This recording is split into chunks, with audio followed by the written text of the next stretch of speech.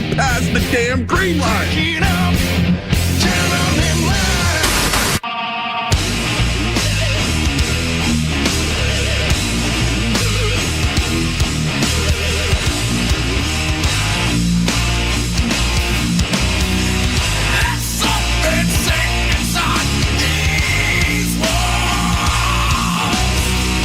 Tell anyone who gets scared by a bear in the neighborhood, call Joe Murray. I happen to trust Joe Murray. First time I ever met Joe Murray was at a hoop.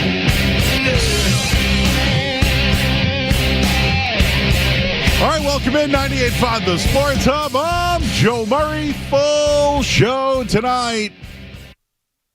We got a little bit of a sandwich this week. We had Celtics last night against Miami. And then tomorrow night is a Wemby Wednesday as the Celtics take on the Spurs and Victor Wembanyama. Their final game before the All-Star break. We got more Super Bowl fallout as well. We got a full show. Everything is on board. Matt Dolloff's going to join us in studio tonight. We'll talk to Brian Robb from Mass Live, get his thoughts on the Celtics. Some Red Sox stuff as pitchers and catchers met today. Craig Breslow also had plenty of comments, and I will have those for you tonight. And Brad Marchand did a nice little sit-down with the What Chaos crew, and he talked about staying with the Bruins or not. We'll let you hear that as we're here until 10 o'clock tonight. The phone number is 617-779-0985. Shout out to everybody watching right now on YouTube. You can join the chat. Just go to youtube.com. 98.5 The Sports Hub, and you'll see me right on there and a bunch of people already in there. Einbein, Brian, what's up, guys? The leadoff take is brought to you by ESPN Bet Sportsbook. Of course, every leadoff take brought to you by ESPN Sportsbook. So, looking at the Patriots and how the Super Bowl fallout affects them, can the Eagles repeat?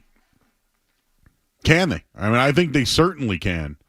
They've built that thing up through their draft and have made some great, whether it's trades or free agent signings. But can they repeat?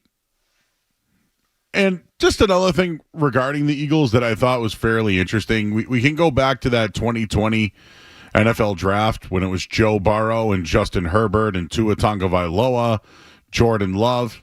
Well, there you are. It's Jalen Hurts with the championship. But with a team like that, do you need that star quarterback? Do you need that number one or first round draft pick to run your team? When you have a team like that can play in the trenches on both offense and defense, doesn't matter about the quarterback. I'm bringing that up because I'm still interested in Drake May. A lot of people are interested in Drake May and what he could add to the team, and we saw what he did last year without an offensive line nor a defensive line. How do the Patriots go about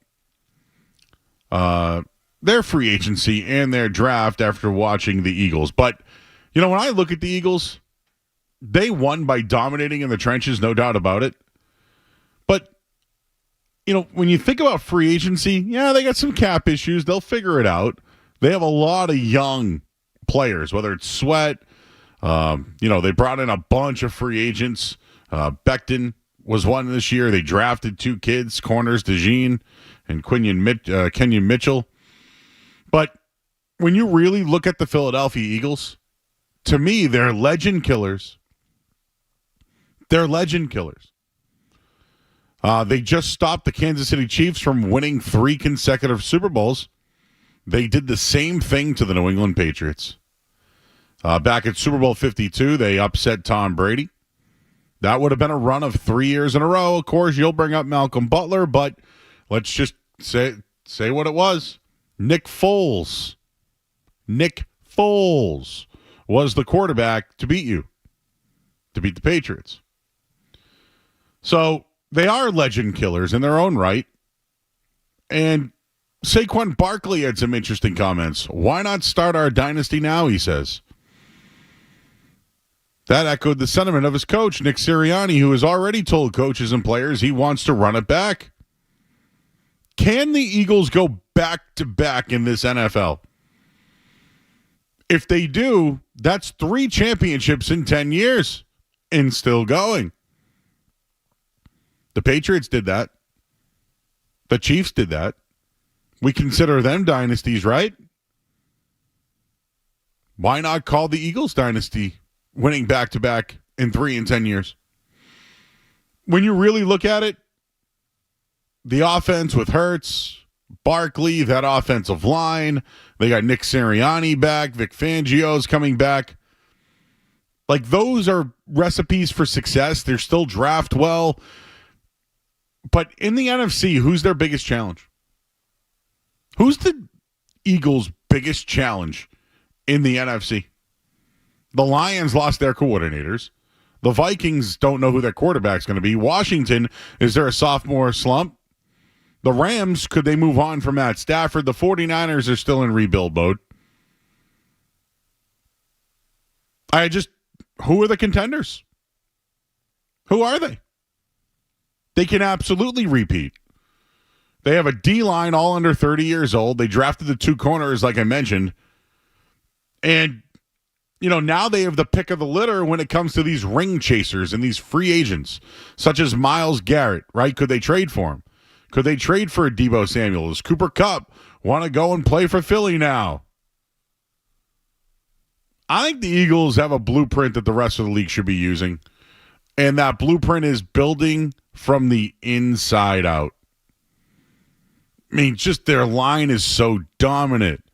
Their defensive line absolutely just exploited the Kansas City Chiefs. But they had Carson Wentz. They drafted Jalen Hurts. They brought in Kenny Pickett, a former number 1 overall pick, and they drafted Tanner McKee, who's next on the depth chart. When it comes to quarterbacks, they have that thing figured out. When it comes to receivers, figure it out. Linemen, cast-offs from elsewhere, defensive linemen. You want to get rid of your corners? Cool, go draft 2 new ones. Just Howie Roseman has that thing figured out. And that's why I ask, who in the NFC truly will beat the Eagles? Because if you look at it, on the AFC side, there's Josh Allen, there's Joe Burrow, there's Lamar Jackson. They're just knocking at the door, right? How far away are the Patriots now when you think about that for a minute? The NFC, Eagles dominating. AFC, Mahomes will still be in the mix. Right? And then think of all these other quarterbacks. Bo Nix made it to the playoffs. You got Drake May, but you also get C.J. Stroud. Right? Could one of these other quarterbacks take a step? Could an Anthony Richardson? I don't know. I'm just throwing out names. When you build from the inside out, then you can have these quarterbacks make those big plays. And I think Washington did a great job this year by drafting well and filling pieces. Can they build on it? I don't know yet. I don't know. But one thing I do know about the Eagles, man, right now I don't see another team in the NFC in their way. I think the Rams are going to take a step back. Right, look at every team they played in the playoffs. I think Washington, although probably should still win their division, could Dallas, give them a fight? Could Tampa Bay take a step forward? I'm just thinking of these teams in the NFC. Can they get better? But one thing's for sure. A repeat? That does make the Eagles a dynasty. 3 and 10 years. Same thing as the Patriots. They did it twice. But it was the Eagles that are the legend killers. They have stopped both the Patriots and the Chiefs from winning 3 in a row. Could the Eagles potentially go back-to-back and then go for 3 in a row? We'll leave it there at 617-779-0985. How does this all relate to the New England Patriots, and what should they do in the draft? Plenty of draft experts out there. I know Adam Schefter had some comments today. The NFL Network had theirs. A bunch of people are starting to project the draft and where the Patriots should go. We'll have that for you, and we'll do that coming up next. I'm Joe Murray here on 98.5 The Sports Hub.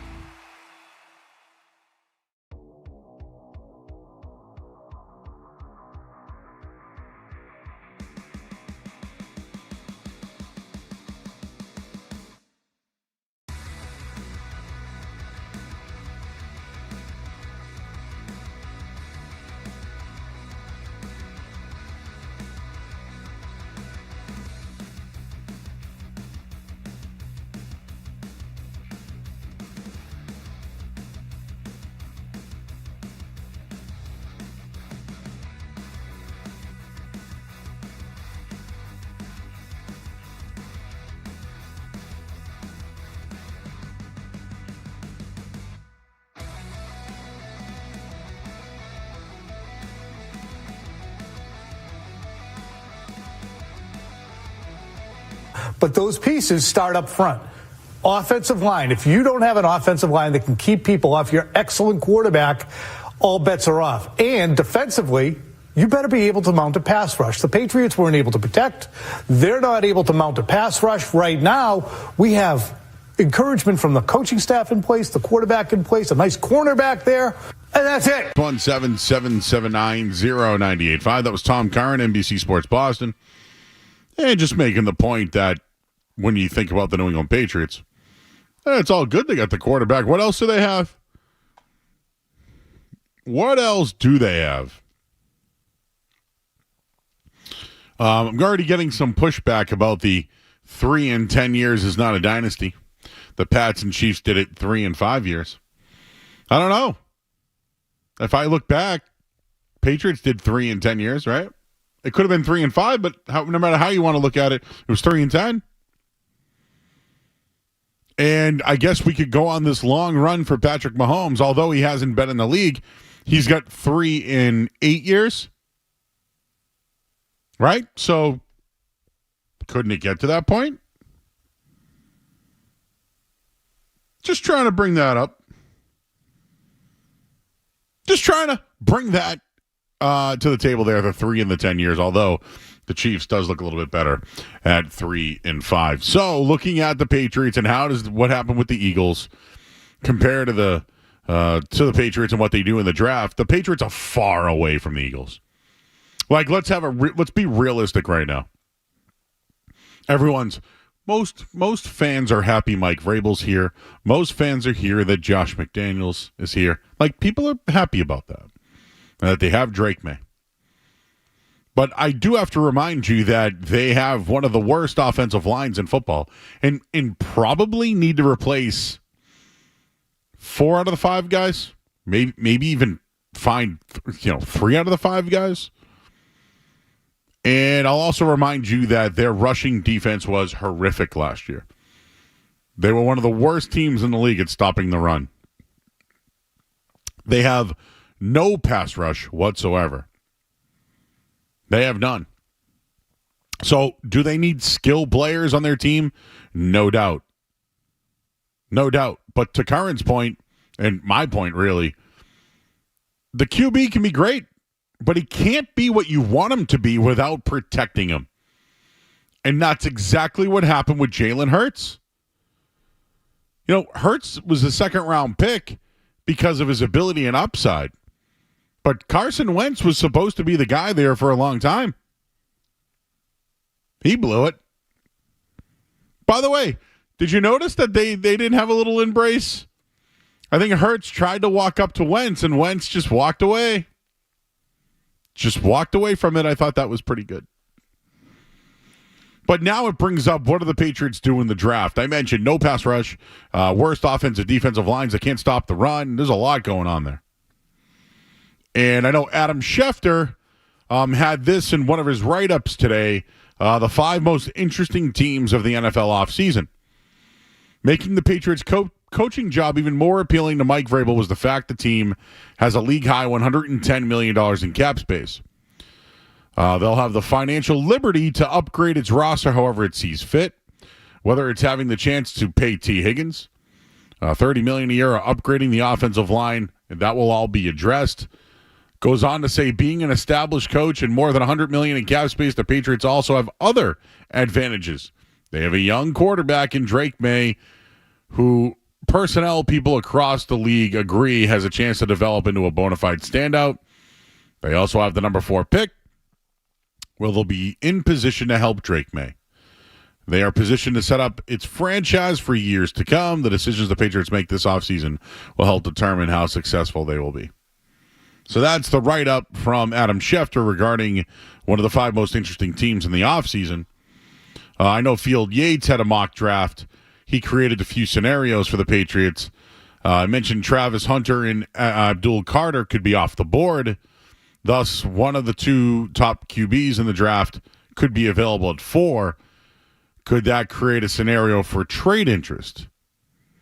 He also mentions that the 2 names that the Patriots should look at are Will Campbell, tackle from LSU, and Mason Graham, defensive tackle. from Michigan. Now, of the two, I think the safer pick is Mason Graham. But do you draft a D tackle 4 overall? Like, does that happen? And the other thing is, well, from what we heard about from our buddy in Tennessee is Mike Vrabel loves to draft tackles who can't play tackle, and that's exactly what Will Campbell at least has been. And we haven't seen the combine yet, but that's what many people expect or, have mentioned about him.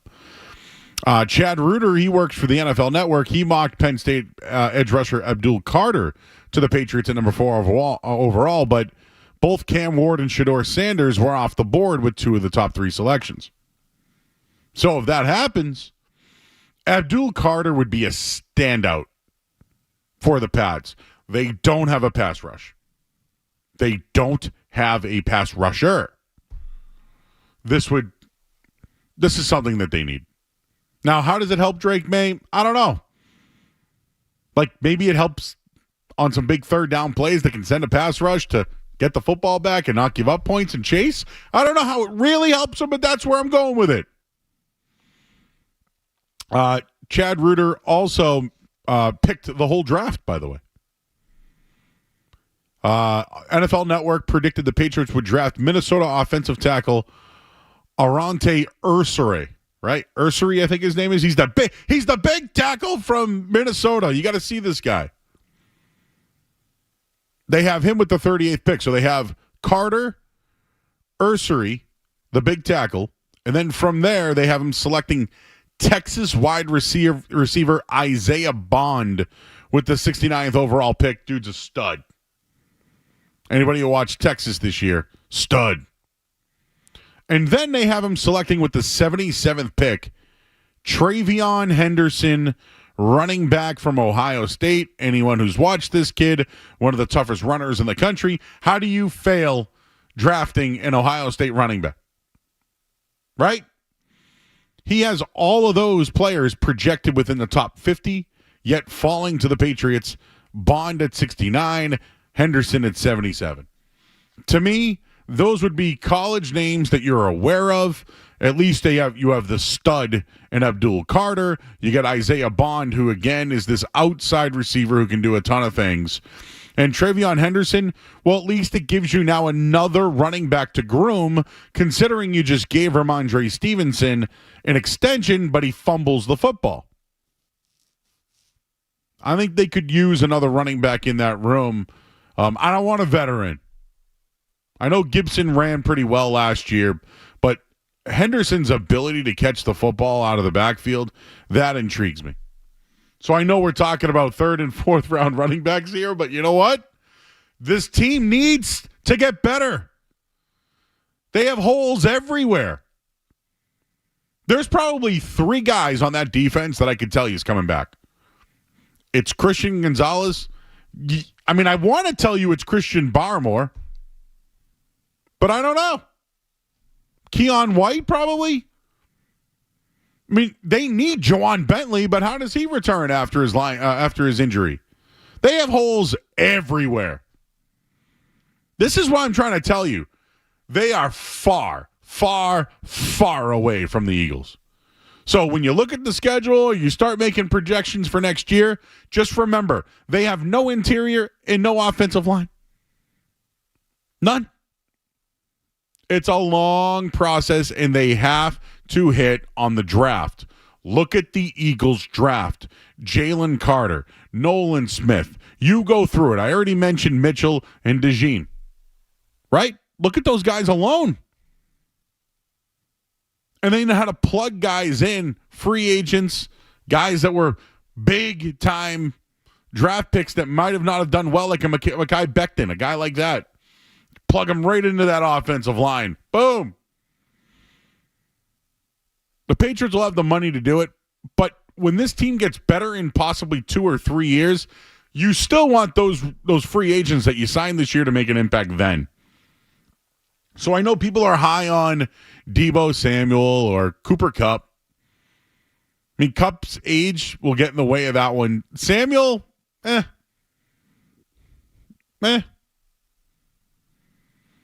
But just looking at this team, the Patriots themselves, man, they got a lot of work to do, and they need to hit in the draft this year. Your thoughts, 617-779-0985.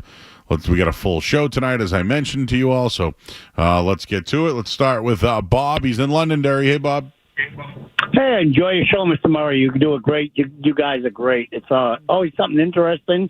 I wish you'd expand the wrestling talk a bit, but I understand it's a subject for another day. A lot of us that have watched this game at least said one thing, and we're not being rude or crude, but at least between Taylor Swift, Patrick Mahomes, and Kelsey, at least like the rest of us with this bad economy, now they have to be a little mad and upset and have their life disrupted with the end result of what happened. Good or bad, that's all I'm saying. I think Taylor Swift's doing just fine, everybody. Yeah, I hate to break the bad news to that guy. I don't think the outcome of that football game really affects the scheme of things there for Taylor Swift, or even, maybe Patrick Mahomes be sad for a little while. I think his life's all right. I think he's going to rebound. I think he'll be okay. I think Travis Kelce's going to be okay, right? Yeah, I think he'll get over it. Maybe retires, make the Hall of Fame in a couple of years. Yeah, right? I think he'll survive, Joe. Maybe he's got his podcast with his brother. Mahomes, I think he's going to be all right. If that's what's giving you joy, I don't know. Maybe time to take a good hard look at yourself. I don't know. You know what? Just a weird Taylor Swift take. I think people hate Kim Kardashian just to hate Kim Kardashian. Now, has she done some things that were tasteless, or maybe made some poor decisions? Sure. Dating, all that stuff, marriage, I mean, come on. It's not like you guys don't do the same thing.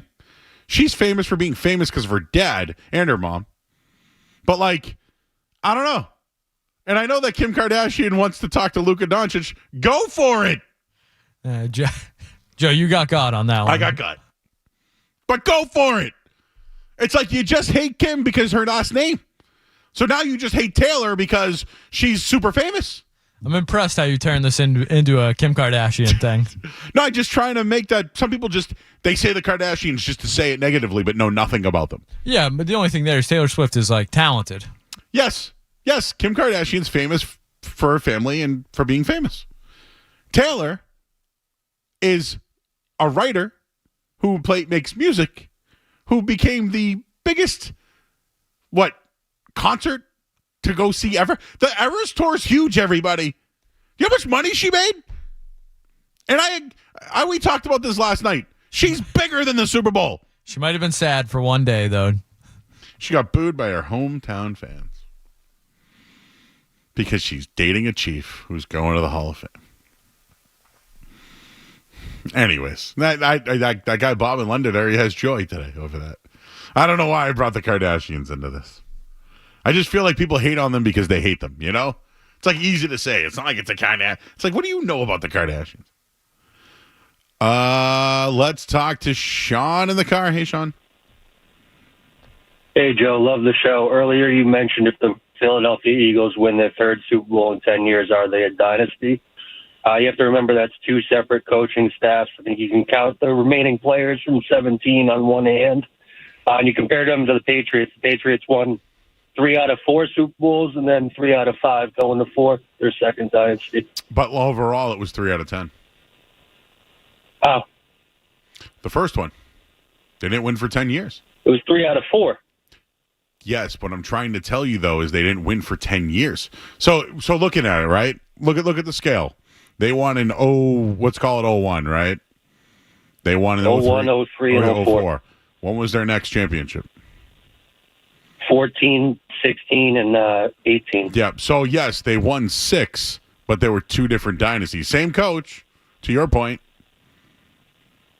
Is it a dynasty or not? Yeah, same quarterback, too, and the same core for both separate dynasties. But if you're talking about the Eagles, they had 3 different quarterbacks, 2 head coaches, and you can probably count their core on one hand from 17. But what I'm trying to, is that a good thing or a bad thing? No, it's just not a dynasty because it's turnover. Okay, so and it's far apart. You're talking about a decade. Well, just with the 49ers, a dynasty with George Seifert winning? And I think the only thing that's consistent is the owner, right? Well, that's what I'm trying to say. They had Steve Mariucci and Seifert and, Yeah, I'm just saying it sounds like it's apples and oranges. If they win, 3 in the next 5, 6, 7 years, yeah, but not spanning a decade. So, but 3 championships in 10 years? No, you don't give them the benefit. Okay, but if they win back to back, what if they win 3 in a row? They become the first team to win 3 in a row. Yeah, absolutely. So because that would be 4 in 10 years. If they win 3 in a row, I don't count the 17 with these next 3. Okay, so if they go back to back, it's 3 and 10. If they win 3 in a row, it's 4 and 10. Dynasty? I would consider it 3 in a row. You would consider it 3 in a row more than the 4 out of 10, even though they're both the same. I think going back to the previous dynasties and the Cowboys, the 49ers, you're talking about 3 Super Bowls in the span of like 4 or 5 years. Yes. Okay. All right, Sean. Thank you. So the dynasty is 3 out of 5, Skaz. That's what we learned tonight. Dynasty, 3 out of 5 only. Forget the 10-year span. 3 out of 6? Okay, thank you, Josh. He was doing sign language to me.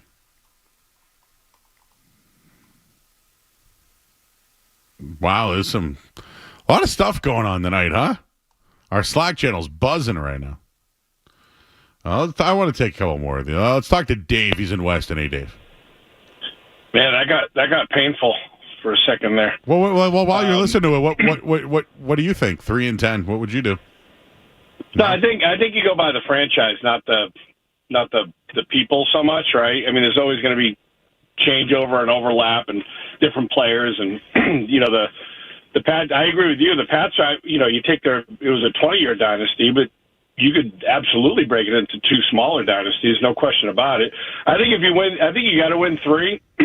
I think too many people are willing to just throw the dynasty word around like it's nothing. I think you got to win 3 in a relatively short period of time if you're going to be considered an NFL dynasty. And the fact that the Pats did it, I know they didn't win for 10 years, but they were still there every single year. I mean, that was a 20-year run like nobody will ever see again. Yeah, man. What do you right? What do you think the Pats are in that case right now? I mean, look how far away they are, right? And so, and the thing is, to your salary cap point, Joe, is like there's a reason they have a bunch of space right now because they don't spend the money, right? I mean, this is a team that nickel and dimed Tom Brady for 20 years, right? And I know he willingly gave the money back, but then when he did, they shoved it down his throat by saying, well, we're not going to go spend it. Thanks for, not taking it. And then they give him the horrible set of receivers and things like that. So, for a team that's going to nickel and dime him, and then they wouldn't give him, and I know it was Belichick, but they wouldn't give him 2 for $50 million at the end. So now all of a sudden, just because they have 110 sitting in credit, they're going to start spending it. So, what have they done the past 5 years, right? They haven't spent anything. And so I just don't see them turning around and saying, wow, this is a whole brand new beginning. We got Vrabel, we got the quarterback. Let's just start spending. I just don't see it happening. It's just not with this ownership. My whole problem is like, all right, well, here you go. Here's the 120. Go spend it. And then you spend the money on guys that aren't here long-term during Drake May's prime. You know what I'm saying? Right. It's like, yeah, you can go. Like Deebo Samuel, the one thing I'll say about him is could he – I do think he's getting longer in the tooth, and he's probably not going to be like a running back anymore like he's been with San Fran. But, when Drake May's finally going, like, can you get something out of him in year 3 or 4? And that's why I don't want to spend money on guys like that. I know you have to trade for him, but I want the guys that you're spending money on to be a part of this when Drake May's in his prime. Right. And so do you worry about, they're as you point out all their weaknesses, and there's a lot of room there's a lot of space that they have to fill before they become that contender team. So do you want to spend the money now when they're rebuilding? You brought up a good point. Philly has the blueprint. If you can draft well, which this team hasn't really done, and it's been sporadic, if they can draft well and do it over 2 or 3 years and people can be patient, then great. But I have a feeling that people around here are not going to be patient because they've got the new quarterback. They've got Vrabel. I think they expect this team to win 9 or 10 games next year and go to the playoffs, and that's just not going to happen. I appreciate you calling, my man. Thank you for tonight for calling in. It's Dave in Weston. Weston's got that dumpling daughter. Give me some dumplings. Love those dumplings. Some noodle. Hey, it's no noodle Tuesday again, Skaz. By the way, shout out to the other Mrs. Murray, Jim Murray, his wife, made some eggplant parm that I have to tell you. On a 1 to 10, certified 20. Oh my God. Oh, this was an eggplant, but not like beaten. It was like lasagna layered. Oh, I ate it with my hands. I didn't even use a fork. Jim's like, hey, the wife made lasagna, made some eggplant parm. You gonna try it out? I said, all right. And there was like 6 little squares left, and I took 2. The back corner one. Josh gave a thumbs up too. He had some too. Oh, shout out. So good. We got to take a quick break. Got to get the headlines. My 3 in 10 years is driving everybody crazy, so you know what? We'll continue it. Hey, the Celtics played last night too. Get into that coming up next year on 98.5 The Sports Hub. Sports Hub headlines presented by Celsius Energy Drinks.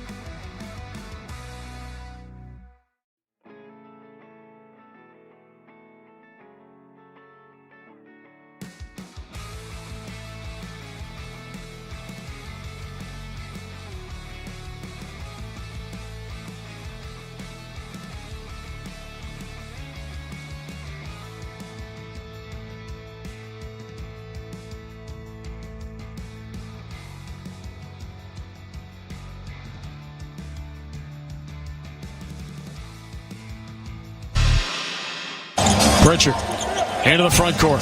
Finds Tatum on the left wing. Tatum lined up with Rozier. Dribbles between his legs. Tatum wants to take him. Steps to his right. Drills the three. It's not scary Terry anymore. It's frightening Tatum. 73-54. And did he just step on the doggone toe of a man? The Celtics destroyed the New York Knicks on Saturday night. Jason Tatum had himself a game. Jalen Brunson looked mediocre. Karl Anthony Towns was weak. And I'm just spitting facts. But maybe you all missed it because of the All-Star game. Or because of the Super Bowl, excuse me. The All-Star game is coming up in the NBA this week. And, well, last night they took care of the Miami Heat. They held them to 85 points. Jason Tatum had 9 points in the first half. Finished with over 30. Ho-hum. Big night. Tatum's starting to turn it on, I think. I think we're starting to see him really get to the basket, I think, is the number one thing I'm seeing out of him right now at the moment. He erupted for 20 points in the third quarter, scoring all of them the final 8 minutes last night. He outscored Miami 20-16. He turned a 10-point lead into a 23-point blowout. The one thing I liked about him was he found the mismatches. He hit 8 of his 11 shots. He went 3 for 5 from downtown. He had more field goals than the Miami team did as a team. And I saw this today from our buddy Greeny over at Barstool. Jason Tatum currently entering the part of his season where he turns into basketball Jesus. Now, I wasn't going that far, everybody. Basketball Jesus, I won't go that far. But is he rolling? Oh, yeah.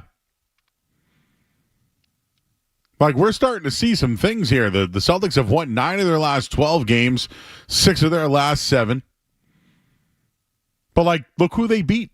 They take care of the Bucks. They take care of New York. They take care of Cleveland.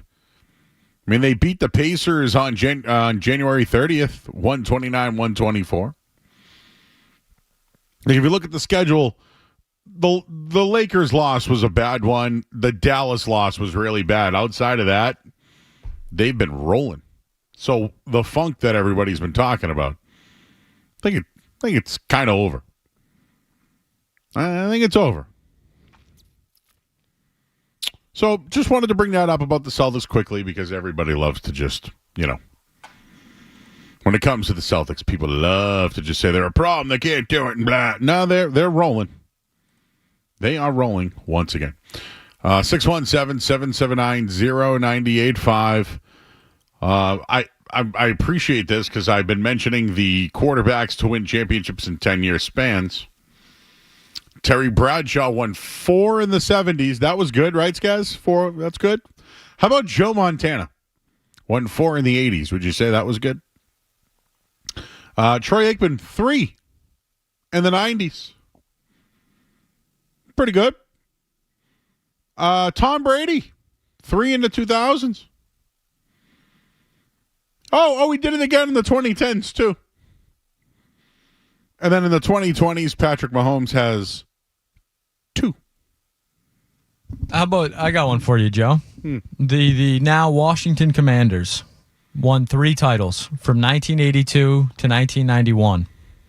3 different quarterbacks. Do I think the Hogs and John Riggins were a dynasty? Absolutely. There you go.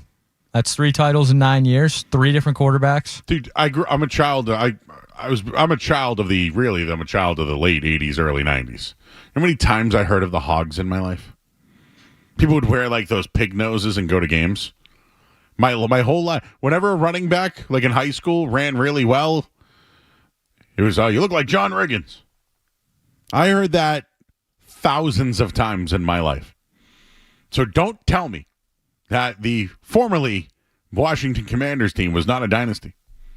And they had Mark Rippon, right? I'm trying to think of who else they had. Doug Williams. There you go. Just different quarterbacks, no big deal. One coach, though, right? Joe Gibbs. Hall of Famer. Great race car driver. Or owned a race car group? Yeah, I don't know if he ever raced them. I don't know but if he ever raced he them was the either, owner. but you know what? He had the headset, though. 3+ championship titles within a single calendar decade. Interesting one. But I think Washington, did they dip into the 90s? Or was it was 82 to 91. Okay, yeah. So they don't fall into the decade category. Well, the year decade. You know what I meant. Anyways, just trying to make takes here that people don't like and just spitting facts, you know. Hey, pitchers and catchers. Did you hear about this? We'll do that next here on 98.5 The Sports Hub. More Joe Murray coming up on the Sports Hub.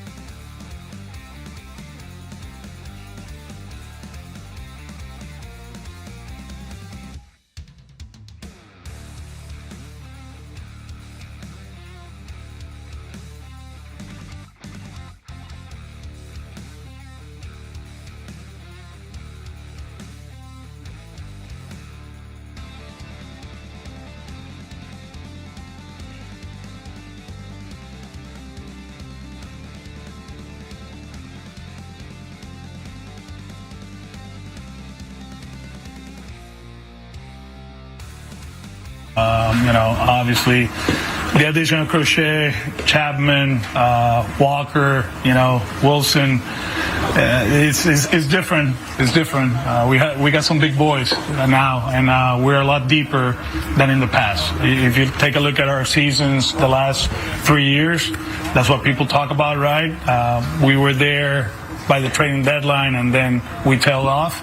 And I think it was actually not the position players. Yeah, we go up and down with the offense, but we ran out of pitching. And I do believe we're deep enough now that if something happens with the starters, we got some capable guys that can come in and help us for 3 starts, for a month and a half. And we didn't have that in the past. So that's the part that I'm excited. Oh, Alex Cora, manager. Excited. When I heard pitchers and catchers today showed up, I went, whoa, already? It's kind of funny. And, tonight, the Super Bowl's behind us. We all got to react yesterday. You know what I will say is some companies yesterday gave people the day off. I thought that was cool. Like the day after the Super Bowl, getting the day off. I'm in on that. In or out, 7:50 tonight. But just, I like to use Fangraphs because they give a really good depth chart if you want to look at it. Alex Cora is really excited about the pitching staff. So this is what Fangraphs has. They have Garrett Crochet, Tanner Houck, Brian Bayo, Cutter Crawford, Walker Buehler, and Lucas Giolito as the starting pitchers. Now, there's 6 there. Maybe they start that way. But the bullpen, Winkowski, Wilson, Weissert, Slayton, Garrett Whitlock at some point, Aroldis Chapman, Liam Hendricks. They got that kid Patrick Sandoval who's hurt. Chris Murphy's another kid that's hurt. But overall, is it better than last year? Yes. My take, it's still not good enough. It's still not good enough. I'm watching these teams around the league actually sign players. But just to give you the lineup quickly, Duran, Devers, Casas. Story, there he is. Lead cleanup hitter there, Scaz, for you. Masataka Yoshida, Wilyer Abreu, Connor Wong, David Hamilton, and Ceddanne Rafaela. Doesn't really, put a scare into me or anything like that. But there's your Red Sox. Let's see what else they can do. They're still in the mix for, Arenado or Bregman. I don't believe they'll do anything. Also, what I wanted to mention quickly was now that the Super Bowl's over, football's over, get ready for college basketball, everybody. There's a couple of big ones tonight. Michigan, Purdue, Tennessee, Kentucky, right? What else we got? We got Creighton, UConn later on tonight. These are some heavy hitters tonight. Get ready, baby. March Madness is a month away. 1 month away. So I got college hoops on right now. I took Kentucky tonight over Tennessee.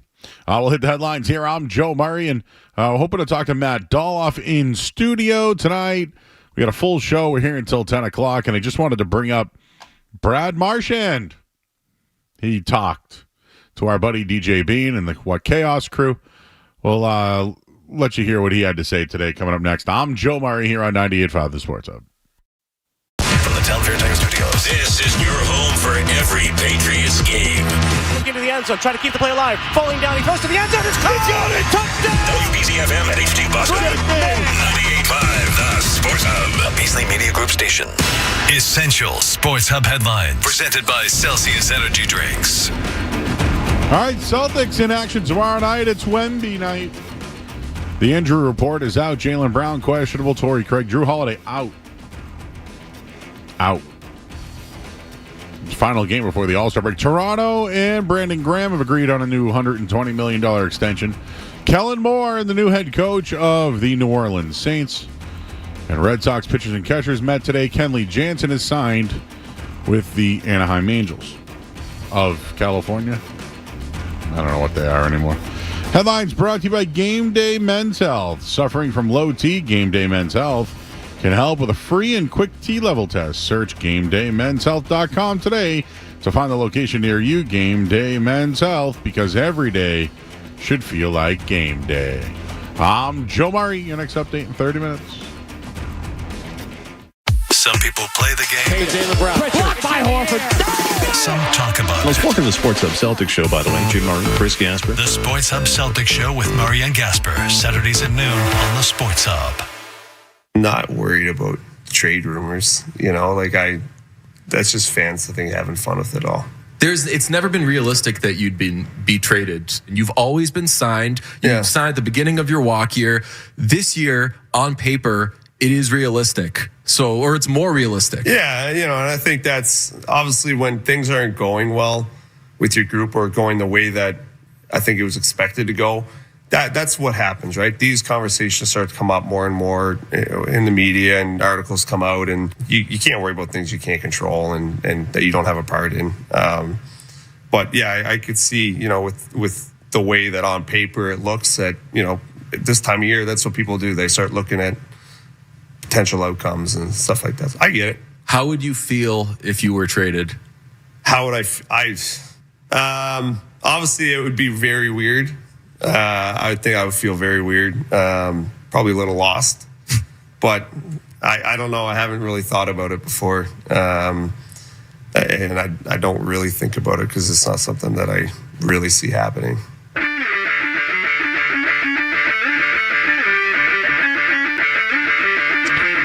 All right, back here at 98.5 The Sports Hub. I'm Joe Murray.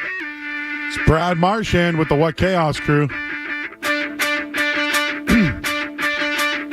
I need more out of that interview. I need more. Dude, what's up with the negotiations?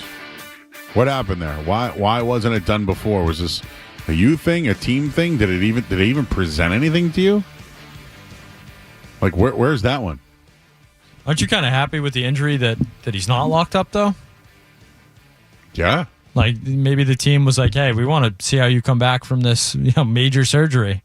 He's an older guy getting up there, coming off multiple major surgeries the last few years. I like Marchand. Obviously the captain thing has been kind of a question mark this year with how the teams looked at times. But, maybe they were taking a longer view look at it and saying, hey, we don't know what this guy's going to look like next season. The only pushback I give on that one is if they give him the contract, right, does anybody complain about it? What would it have been? 3-year extension? Or this end of this year and 2 more years? Well, I think the Bruins have kind of gotten in trouble for just paying everybody at times and then, selectively not paying guys. Your Torrey Krugs, whether you think he should have stayed or not. But, I think I'm trying to take this as a good thing, Joe. We haven't had a lot of positives with the Bruins this season. Well, do you think that's why he was taking shots at Swayman? Because, Swayman's getting this new deal and he's not there, but Marchand's in the last year of his deal and he's there, and Montgomery was in the last year of his deal and he was there. I think that's certainly part of it, and I think it's the way Swayman carried himself in the offseason and went to the media and stuff like that. That's stuff Marchand has said, we keep that in-house multiple times. So I think, that certainly his own frustration with his contract may have played into that. But, if this wasn't the Bruins and this wasn't Brad Marchand, you're saying, a team didn't pay a guy who's aging and coming off a major surgery, I think we'd say they were, attempting to do good business. You know what? Did you see Steve Levy at all last week? He's on with Felger Maz. I saw some of it. So, guy's a hockey guy, right? And he was basically said all the things we've always said. They're in that tough spot in the middle, they don't know where to go. He seemed to just feel like they're the Bruins and they'll turn it around. And I wonder if that's the feeling in that building. But when it comes to Marchand, I like that DJ asked him, hey, what if you were traded? He sounded like he'd be okay with it, didn't he? I took it more as it's not happening. No chance it's happening. Well, did you see the reports today? A couple of things out there regarding the Bruins are receiving trade interest on Brad Marchand. This is the quote that stuck out to me at the end. Okay. And I don't really think about it because it's not something that I really see happening. That sounds like a guy who's, I'm not being traded. But maybe that's just, he doesn't want to be traded. But if he doesn't want to be traded, I can't see this front office sending him away. I just look at it as he's probably one of your only pieces you can get a return for. Plus, you get out of the future money. You improve the team for the future. Where are they going with Brad Marchand right now? What, they want to hold on to him to put 63 in the rafters? It's going to happen anyways. At least I think so. I will say this. He has, 12 straight years of 20-goal seasons? I looked it up. Gordie Howe had 22. No, that's impressive. I'm not taking anything away from Marchand. I think it's very impressive what he's done. When I think of future Marchand, is this the guy you want as your leader? Does he exemplify what young players should do when they come into the NHL? Well, this is what I saw today. The Four Nations face-off, of course. This is the break for everybody. Trade deadline is March 7th. And saw a quote here. What's RG? Insights and data, whatever. They're getting a lot of calls on Marchand, and teams are wondering what they're going to do here. I think the Bruins are just listening. They haven't squashed any of that, but maybe Marchand just did. I don't know. But it doesn't look like they're looking to trade him, but I would listen. But it also said in the article there are players that they are shopping, but he's not one of them right now. So found that pretty interesting when it came to Brad Marchand, and we'll have more on that one from the What Chaos podcast. I know there was some other comments that he had in there. I'll look them up shortly here, but for the most part, though, my goal is to play here forever, is what Brad Marchand said. And there was something else I wanted to mention from that I thought was he did say it would feel weird and probably a little lost if he wasn't with the Bruins. His goal is to play here forever. He loves it here. His family's here. He talks about the expectations that are put on by the group. You want to be a part of a winning team. Are you doing that? He also says you never want to go to a team that's rebuilding. That's not enjoyable hockey. What's going on right now? Is that not a shot? Those are some of the best years you have because every game is meaningful. It's like the playoffs for a long stretch, so a little adversity is good for a group. But yeah, that's what I love about being here. They want to win, and that's what you want. Those are your quotes from Brad Marchand. We'll have more on that. See if there's anything else to dig through there on the night. But Brad Marchand, trade rumors, not something I really see happening. Wants to play in Boston forever. How do you guys feel about it? 617-779-0985. Hoping to talk to Matt Dolloff. He is from 98.5thesportshub.com. We'll get his thoughts on some of the Bruins stuff. I know there's some Patriots stuff he wanted to touch on from the Super Bowl as well. We got a full show tonight. We got 750 in or out, 850 musings. I got a couple for you tonight. Haven't had one in a little while, so get to let loose on that. And again, we're here until 10 o'clock. If you want to call in, 617-779-0985. I'm Joe Murray here on 98.5 The Sports Hub.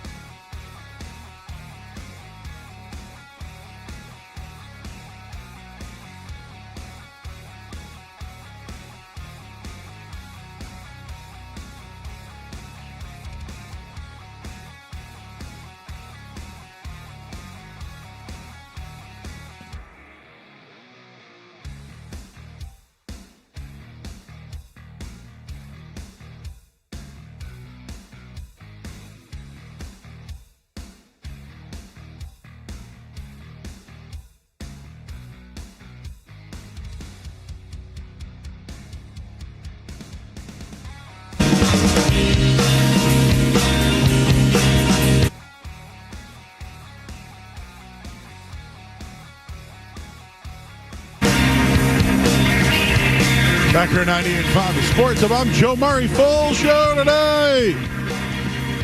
I already see all our guys in the chat. Russ Fox is in there. Chop Johnson says, hello, Freddie. No, Fred's in the morning, guys. This is Joe. Brendan McCarthy's in there. Thomas, Russ Fox, Chris, Brother Bluto, Sean, Leland Patterson. He wants the Bruins to trade some players. Russ Fox, see ya, Marchand. Take Swayman with ya. Now, would you do that one, Skaz? What wasn't it? Didn't we have a conversation about that one night? Yeah, no, I'm not trading Jeremy Swayman. You think this defense looks bad now? Let's get rid of Swayman and see how it really looks. Can I give you one? I've been so out on Zadorov. Well, no, Joe, you want to trade the other goalie. You want to trade Korpisalo. Get what you can. There's two guys I think they could truly capitalize on. Brazeau. Sell high, baby.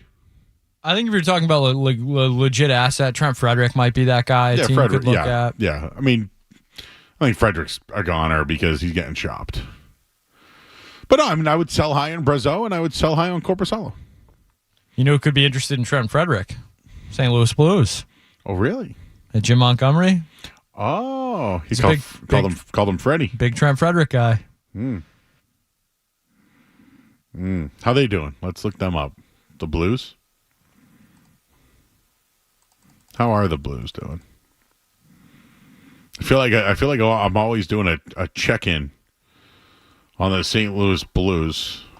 I would say not great, Joe. They are 25, 26-5, and they are 3-6-1 in their last 10. Arnold's in the chat saying that he wanted to bet Smith-Schuster. And, well, all my Chiefs bets didn't work. All I needed was Harrison Butker to hit a field goal. That's all I needed. And Lifshats looked at me and he said, Joe, don't forget they scored 0 touchdowns in the last Super Bowl. And I said, against the Bucs. And I said, you're right, Lifshats. But then it's obviously I had to look at him straight in the eye and say, hey, I'm going to do it anyways. What else we have? Joe is rooting hard for Smith-Schuster. What else we have here? Joe, sausage, biscuits, and gravy. Are you in or out? Come on, bro. What do you think? Does a bear poop in the woods? Who doesn't like that? In. That's a really good, it just snowed kind of meal. Like when it snowed this weekend, Skaz, where you I wanted a soup or a beef stew. Just something that was in a pot that was warm that I could just. Nice chili. Oh, God, yeah. Ooh, you know what I put in my chili now? Sweet potatoes. I could be interested in that. Mm-hmm. Little sweet potatoes and then the cheese on top. Right in there. It's excellent. It's absolutely excellent. So every once in a while, like when it's a nice cold day, I like to just. Oh, and another thing, I love chicken noodle soup. I'm getting really into this right now. But I love chicken noodle soup, but what I like to do is make the broth, carrots in the chicken hot only because I don't like cold carrots. I like hot carrots. Just like I like hot broccoli, not hot cold broccoli. Like I like cauliflower, but not cold. Like, when they make that little, you ever go out with friends and they bring over that little platter? Not a charcuterie board. It's like that platter of cold carrots, cold broccoli, and it comes with some sort of dip. You know what I'm talking about, right? A vegetable platter. A vegetable platter. It stinks. It smells. That thing. You don't want that at your Super Bowl party? I only want it if it's hot. Understand what I mean? A hot vegetable platter? I like hot vegetables. Doesn't sound too appetizing. Not cold vegetables. Rebecca says she made a beef stew with sweet potatoes over the weekend. See, there you go. In our chat right now. Joining us in studio, his name is Matt Dolloff. He is from 98.5thesportsup.com. Do you like hot or cold vegetables or both? Sorry I'm late, Joe. Oh, no, you weren't late. I'm not late? You're not late? Oh, good. Okay, then I take it back. I like hot vegetables. I'll roast my vegetables sometimes. But what if they're cold? Cold? Like cold carrots. You can have like baby carrots as a snack, something like that. So you like cold carrots. What about cold broccoli? No, I gotta steam that. I steam my broccoli too. Yeah. I put it on a pot. I have a little steamer. I put it in. Perfect.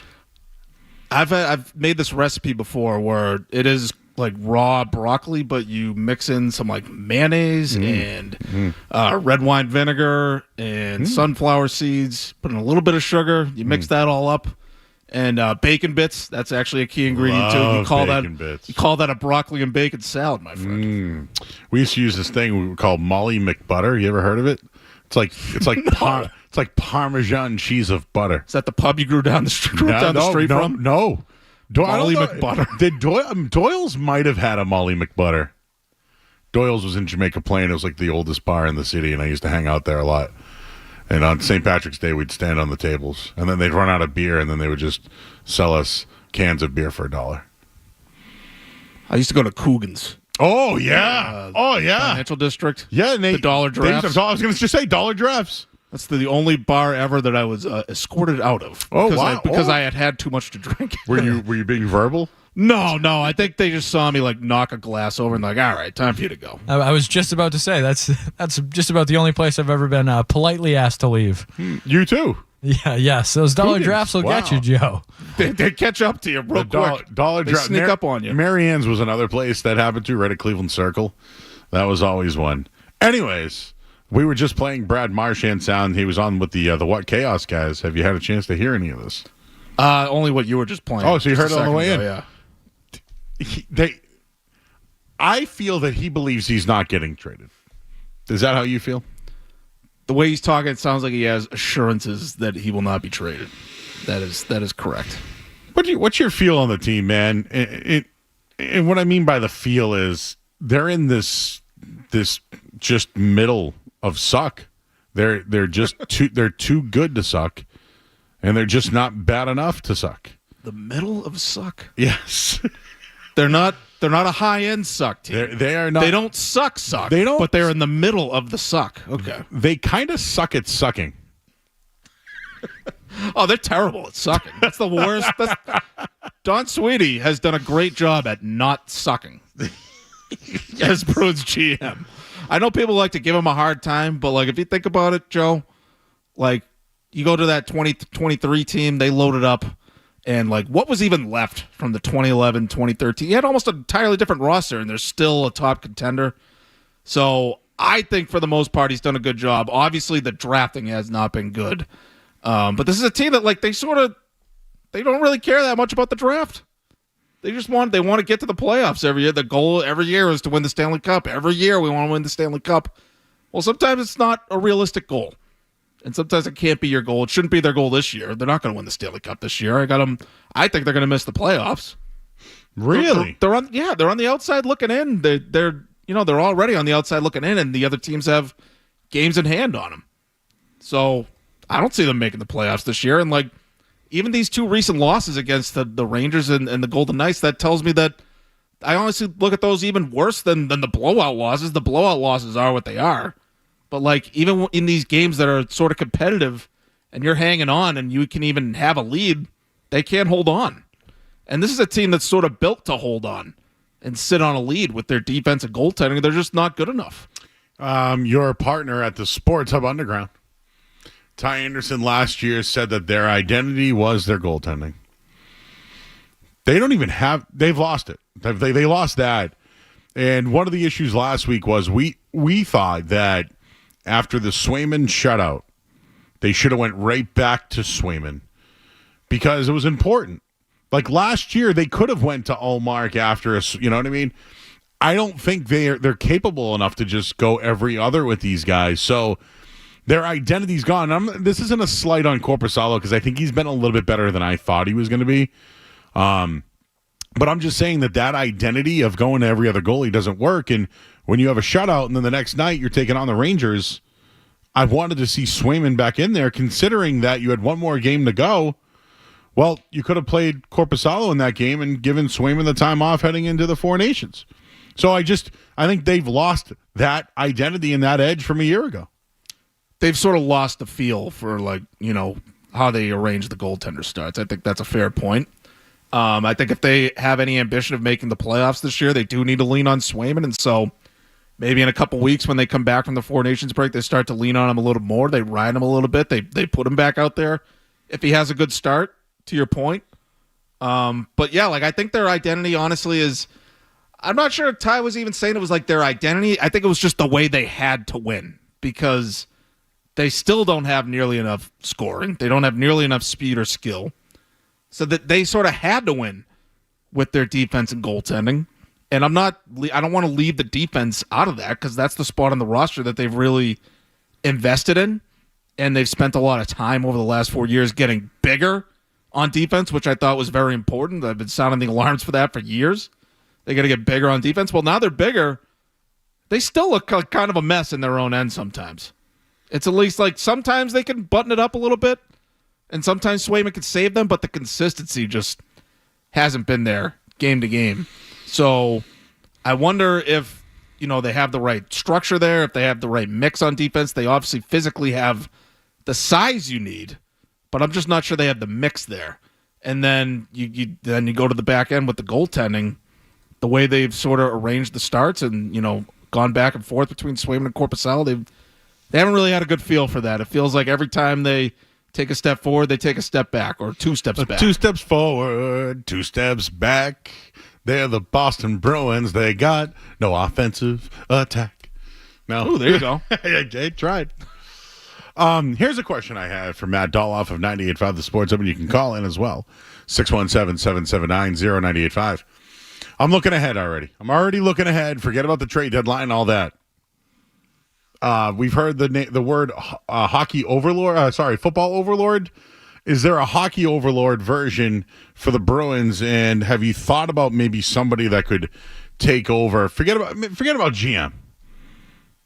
Long-term coach Sacco. And this isn't a slight on him, but they need a coach. They need a coach that's going to be the guy for 3 to 5 years. I can't think of names. Because I know Chara is in the mix now as far as being a consultant.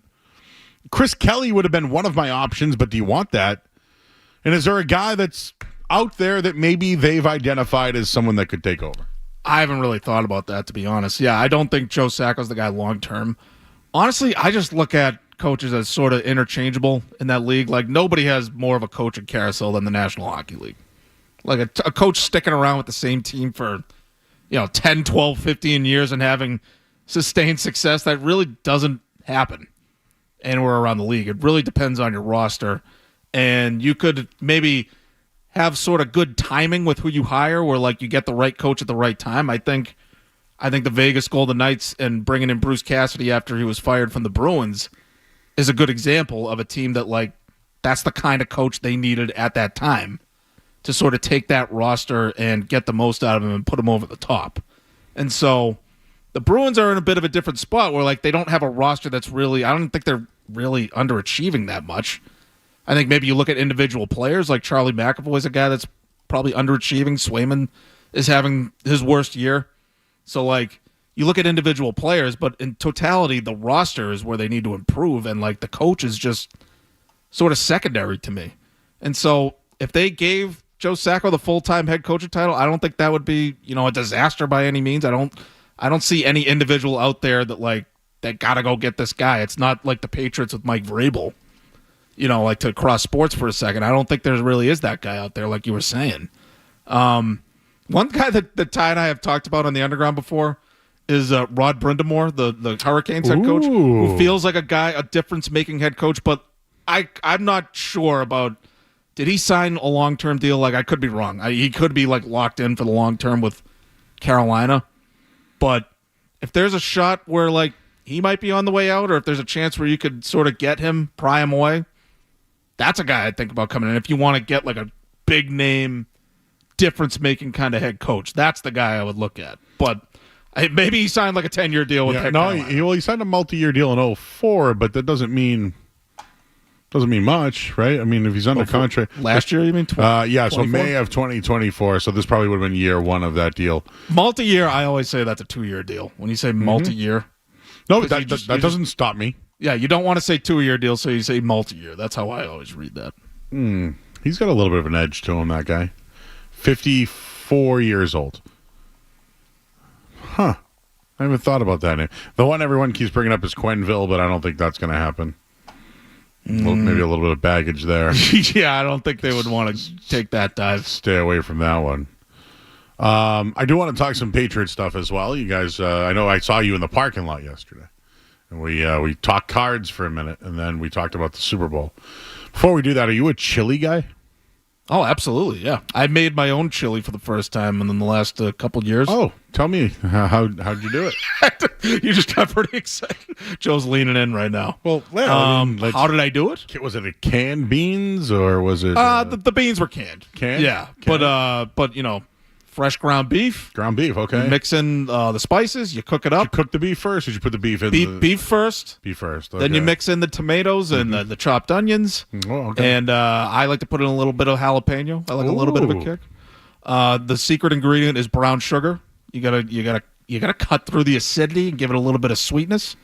And that's sort of the secret ingredient. And then you put it in the slow cooker and you wait. I feel like cheese always is like the big one, but I've already gotten 2. And I'll move my gigantic drink. Someone sent me, Joe, in or out on chili with cinnamon rolls. And I don't know. I would try it. I'm a dipper. So, like, if you gave me cornbread, I'm dipping it in my chili. Okay. You a cornbread dipper? Not cornbread. No, I'll eat cornbread straight. Or I'll put a little butter on it. But not with beans. Not with not with chili. Chili is like a chips thing. You put Tostitos and really or something in the chili. Yeah. Oh. Okay. If I make chili, I'm giving you a bowl of chips and a little bowl with shredded cheese, and you sprinkle the cheese on top. That's what I'm doing. That's interesting. I am a cornbread. This person is using a cinnamon roll.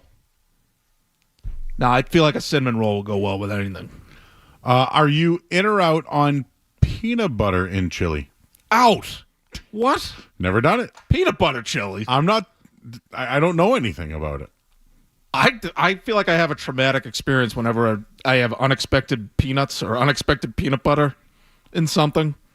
Like, have you ever had like you go to an Asian restaurant or something and there's peanuts in your salad peanut or something like that? And everything. Peanut sauce. I always like almost gag when it's like if it's anything other than like a peanut butter sandwich. I'm out. A lot of Asian food in general, even Indian food for that matter, they just drop it in there. Yeah. They not into it. But oh man, I love chili. Never saw a cinnamon roll though. How long can you go if you're making chili in the slow cooker? How long can you go without touching it? Don't you like 2 hours in, you get a little spoonful? I'm a sipper. I'm testing. I'm a sipper. Yeah. I'm a dipper. I'm a sniffer. And I'm a dirt. Yes, I could play the Steve Miller Band song to it. I do a lot of things when it comes to chili. I'm cornbread though all day. I feel like I could have them together, but I'm not dipping the cornbread. What about chocolate in chili? No, chocolate's another one. I'm not mixing. Elvis checking I'm out on chocolate combined with anything really. Okay. Give me a chocolate bar straight. Give me like 20 Hershey Kisses in a row straight. I'm not mixing it with anything. Someone goes Oreo chili. I feel that. What is wrong with these people? In on the cornbread, says Chuck. Brokerage Babe says, stop mixing food so much. Leave foods alone. Oh, okay. I'm sort of with that person. Okay. All right, well, let's do some Patriots, some Super Bowl fallout. We'll do all that. He's Matt Dolloff. I'm Joe Murray. You're listening to 98.5 The Sports Hub. Sports Hub headlines presented by Celsius Energy Drinks. All right, well, the Super Bowl fallout is happening, and Kellen Moore, new head coach out of the New Orleans Saints. So now the Eagles are going to need a new offensive coordinator, but that's no big deal to Jalen Hurts.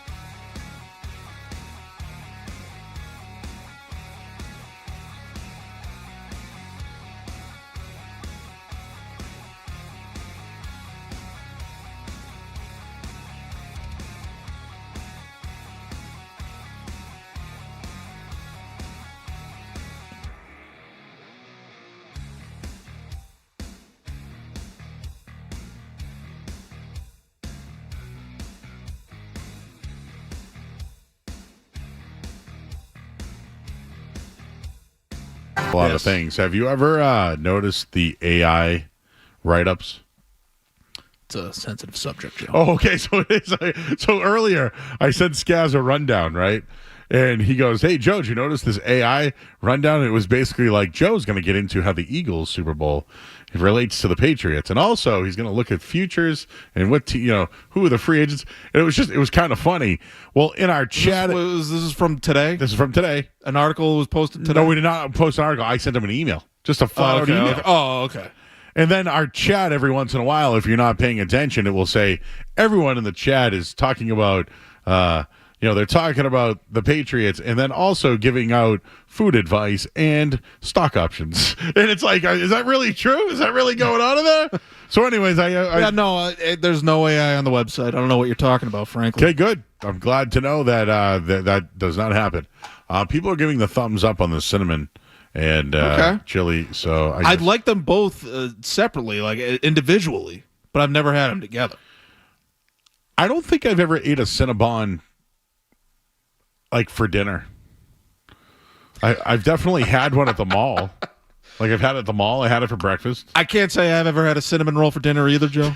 Yeah, that makes two of us. Yeah, I feel like that's something that's like a treat later in the night, or something that you would have, or like you're going to the mall. Yeah. Oh, you ever watch Better Call Saul? Sure, I never finished it, but yeah, Did you know when I say the Cinnabon, does that ring a bell at all or no? Maybe I'm not far enough in. I think I'm like 2.5 seasons in. I gotta finish that. I have to hold it. Matt, what did you think of the Super Bowl? What were your takeaways? Great night for the league. Great night for the game of American football. And I'm not saying that as a Patriots guy who's all protective of the dynasty and all that. Deep down in my bones, I might have some of those feelings. But big picture-wise, I needed a complete, balanced, better team with a lesser quarterback to win it all. I could not have just a Patrick Mahomes-centric team with just a couple other pieces around him make it up and win a third championship in a row. Could not have it. So I thought the game would be, competitive. I thought the Chiefs would be better prepared than they looked. I thought even if things started to go sideways for them, they'd have an answer or they'd make an adjustment. They looked like they weren't prepared and had no answers. That's the part that shocked me the most about the Chiefs. But just big picture-wise, finally a wake-up call for the Chiefs, for Patrick Mahomes, for the people who anointed Patrick Mahomes as the GOAT before this game even happened. They gave him this game, a lot of people. Wake-up call, reality check, step backward for that guy. And I think a step forward for the league where the Eagles, they built this unbelievable roster in all three phases, and they just have, I think, a good quarterback. I like Jalen Hurts. I'm not trying to take anything away from him. I thought he played great in that game other than that one interception. I thought he played a great game. And you have a top 10 guy, call him, at quarterback. He elevates on the big stage, and you got a great team around him. That, to me, is a better model for the Patriots, really, and for any team in the league to win a Super Bowl. I think it needs to be more about just landing the generational quarterback. I think that's, great to have. If you ask me what franchise would I rather, I'd probably still rather be the Chiefs just to have Mahomes and sort of figure out how to build around him going forward. But I just love the idea that you can get to the Super Bowl and win it with just a good quarterback, or even call him a very good guy, top 10 guy, and just an excellent roster around him, and not just, a Mahomes-centric team just figuring it out at the end because they have Mahomes and you don't. If the Eagles are out of 10, where are the Patriots? 1 to 10. You mean roster-wise? So the Eagles are 10? Man, Patriots are like a 2 or a 3. I agree. You give them 2 or 3 points for Drake May. You give them. Okay, Drake May gives you 2 points, and Christian Gonzalez gives you get a point. Barmore is like this. If he's right, he gets a half a point. Yeah, I like Barmore's an excellent player, but I just don't know about him long term. He hasn't been able to stay on the field. But like as far as their both lines go, they really have one guy locked in, and maybe Andrews, and on defense maybe Keon. So that's why they're so far away. Like, that was my takeaway from the Super Bowl is, man, the Pats are so far away. And the other takeaway was, I don't know who's going to compete with the Eagles going forward. Like, I think they can now go back-to-back. Winning 3 Super Bowls in 10 years, I call that a dynasty. Some people disagree with me. 3 in 10 years, that's tough. That's tough. But then, like, are you pro crossing sports on your? Yeah, you okay? but we just kept it to football. The formerly Washington Commanders team won 3 in 10 years. Mm-hmm. The Patriots did 3 in 10 years twice in different decades. Well, I was going to say Tim Duncan, San Antonio Spurs, they won 4 championships in like 15 years or something like that. You know, it was a very spread out. But you can call them a dynasty because they were great every year. They were consistent. That's a dynasty. The Warriors have won 4 over almost 15 years. What about the Red Sox? 4 championships. We did that. Boom. We did this earlier. 07 to 13. Oh, no, wait. No, 04 to 13. Sorry. It's 10 years. It's 3 championships. They've had, I feel like, too many like last place years. Too many bottom out years. But that's what I'm saying, though. This dynasty is sustained success.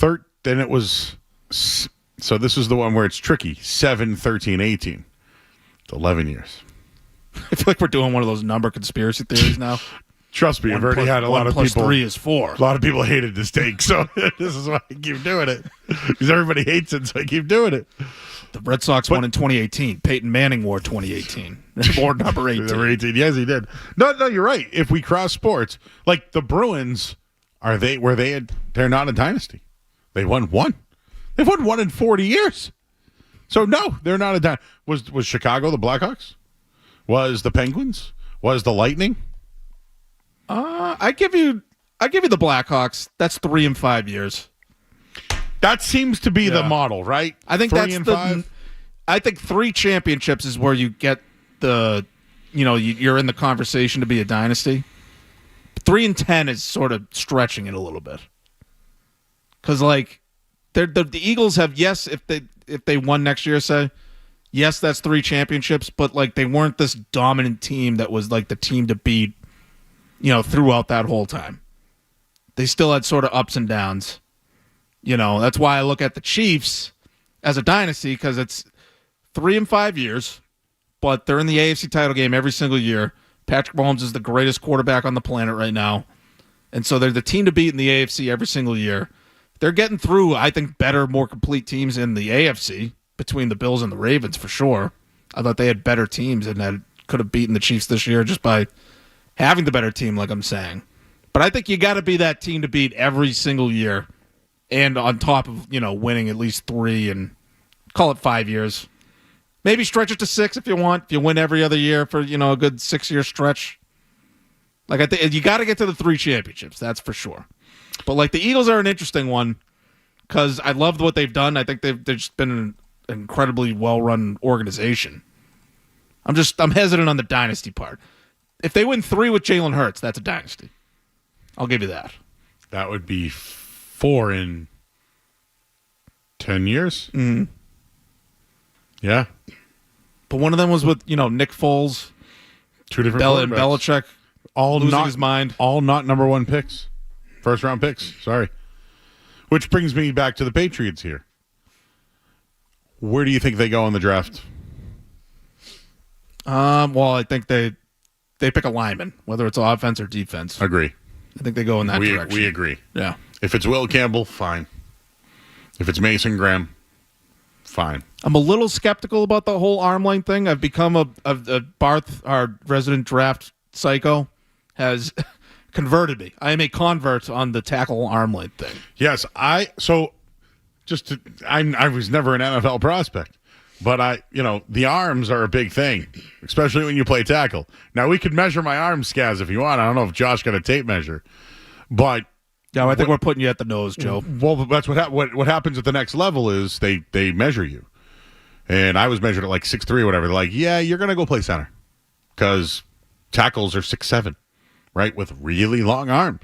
So that's what happens at the next level. They look at you and say, all right, great, you play here. So Will Campbell is a pretty good tackle, but I think he's going to get measured at a guard. And I think it's really hard to take a guard with the 4th pick overall. And it's always the next level stuff, you know? But 6'6", 6'7" is getting a little big for a guard, I would say. But I think Will Campbell's his athletic ability and his size, he's going to play somewhere. He's not going to be a bust. He's going to be good somewhere on your line. I feel like is he going to be that franchise left tackle? I think that's a fair question. I think Barth should measure everyone's arms at the Sports Hub. Oh, I think Barth's had that idea of a Sports Hub combine.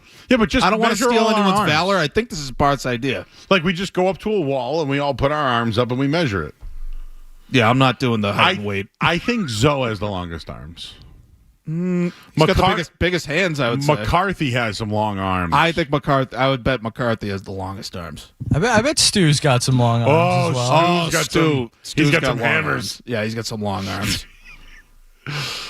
Yeah. I don't even think we need to measure. I think Zoe will have the biggest hands, I think, for sure. Right? You might have to give him a run for his money. He's bigger than me. I'm heavier than Zoe. He's got 2 inches on me, and Zoe's a big guy. You've been behind him. You could tell the guy was a professional athlete. Yes, he's taken up my entire field of vision at times. He's a moose. Yeah, he would have been a D end if he wasn't a quarterback. Right, right. He's like Jared Allen or something. Yeah, yes. He's huge. Anyways, anything else? What do you got on your mind? What else? The sports? Anything else? You got the draft. What do you guys got going on 98.5thesportshub.com? What do you got? Oh, we got a lot of off-season coverage coming up. So, very exciting projects that we're looking forward to. Between me and Barth talking about free agency and the draft, we're going to do Sports Hub Patriots podcast, which is undergoing a little bit of a rebranding. So we're going to be rolling out some new stuff for people as far as the football team is concerned. We're going to have tons of Patriots off-season coverage, certainly as it relates to the Patriots, but definitely a lot of NFL draft. Barth is going to be all over that. You're going to see Barth is going to be inescapable for the next few months with the draft coming up, but free agency as well. And so I'm looking forward to it. I hope the Patriots really are as active as we think they're going to be with their cap space and all that. My concern, Joe, is that they're looking at this coaching staff. They've really, really beefed up the experience on the coaching staff, which I think in and of itself is a good thing. Do they think that is going to make up for deficiencies on the roster? Are they going to go that extra mile and also bolster the roster? I think they have to. I think they have to bolster the roster at those key spots that we've been talking about for years now. But are they going to do it? I'm not sure that they're going to go as far as we want them to or as far as we think they're going to go. My hot take is it's going to go old Parcells meaning Parcells took over and then started getting guys that he worked with before. You know what I mean? So I think you might see some linemen Cam Robinson that played with Doug Marrone, right? You might see. Oh, okay. I'm just throwing. I'm gonna give you a name. Maybe DeAndre Hopkins because he had the experience. I'm just throwing out names, but he looked good the other night. But just guys that they know that they're comfortable with, that know they're gonna get a role, play for a year. But when they spend money, I don't want that money to be guys that can't make an impact when Drake May's in his prime. Right? Because let's call it year 3, year 4. If you sign a Cooper Kupp, is he the guy at 34? Probably not, right? So it's you might get a good 2 years out of him and help Drake May, but now when he's rolling, it's you can't use him. He's 34 and he's out of the league. That's tough where most of the time you got to draft that, but I wouldn't trust him at all at receiver. But that's why I'm saying just overpay for T. Higgins. Just do it. I get it. Paying him over $30 million a year, probably an overpay, but who cares? It's 4 years. It's Drake May's rookie deal. What the hell else are you going to spend your money on? Go out and overpay for T. Higgins. And I'm saying I still think they need to upgrade the offensive line. That's still, you could say that's the number one thing. But that's, 4 spots across the line. You assume Onwenu's back. You need starters and you need backups there. I think you can get by with, good players that play well together. Maybe the way the Eagles played in that Super Bowl has me rethinking it, but don't get caught in a Mike Caliendo situation with the Chiefs. Don't get caught with your starting guard getting decimated by an elite defensive line. Just as long as they don't get in that spot, get a good group, good solid group across the board. That should be enough for Drake May. I think where you have to sort of go that extra mile with talent-wise is with that number one receiver. I think you can get by with, a good, solid group at wide receiver, but you got to have that go-to number one guy. Like, I don't think they need the Hall of Fame left tackle. You need a good starter. Yeah, I think Cam Robinson could be that guy, but he won't be here when he's in his prime, and that's my problem. Yeah. That's why I'm saying Higgins. Chris Godwin's someone I'd look at, although injuries. Yeah, I would like Chris Godwin. I think it would be a good fit for Drake May. I think he could be a number one here. I mean, he would be the number one. I think he would lead the team in targets. He'd make a lot of plays over the middle of the field, make tough catches. Drake May would be able to see the field well with a guy like that and throw him open. Like, I think that would be a good fit. I don't know if he'd be that true number one, put you over the top guy, especially this stage of his career coming off the injury. But I would take Chris Godwin for sure. All right, man. Anything else? What do you think of this Four Nations? I'm excited for it. Because isn't it NHL rules? Yeah. So it's going to be really interesting to see which country can put together the best NHL type of roster. Is that what Don Sweeney's doing? Because it's different from, it's not like Olympic rules, which is totally different. I'm interested to see how these teams are sort of built and how they play together in the NHL setting. I think that's going to be very interesting. Are they sending? Is Ty going? You going? I believe we are going to be there when it's in Boston. Yeah, I like that. Looking forward to it. I like Team USA's overall construction. I think Canada has probably the best forward group, but the worst goaltending. Yeah, as long as Canada doesn't win, I'm happy. Sweden is pretty balanced, probably has the best overall defense, but I think USA has the best overall. Can I bet on this? Can you bet on it? Can we bet on this, guys? The Four Nations? You must be able to. Yeah, I know a guy. Yeah, I mean, yeah, sure. Yeah, can you bet on it on DraftKings? Is your question. Yeah, you always got your guy. Can you bet on it, guys? Can you? Yes. Where is the question? I mean, yes, I bet on the Beanpot. I'll take a look at DraftKings. Beanpot, you could bet on. Oh well. All right, Matt. Well, thank you for coming in. I know that you did your podcast. When's that coming out? I got to put it together. It's coming out later tonight. Sure. It's like in the pot, like the chili. Oh, it's in the hopper. Yeah, it's percolating. It's incubating. Yeah, the Four Nations face-off is on DraftKings. Ah, yes. College basketball really started tonight.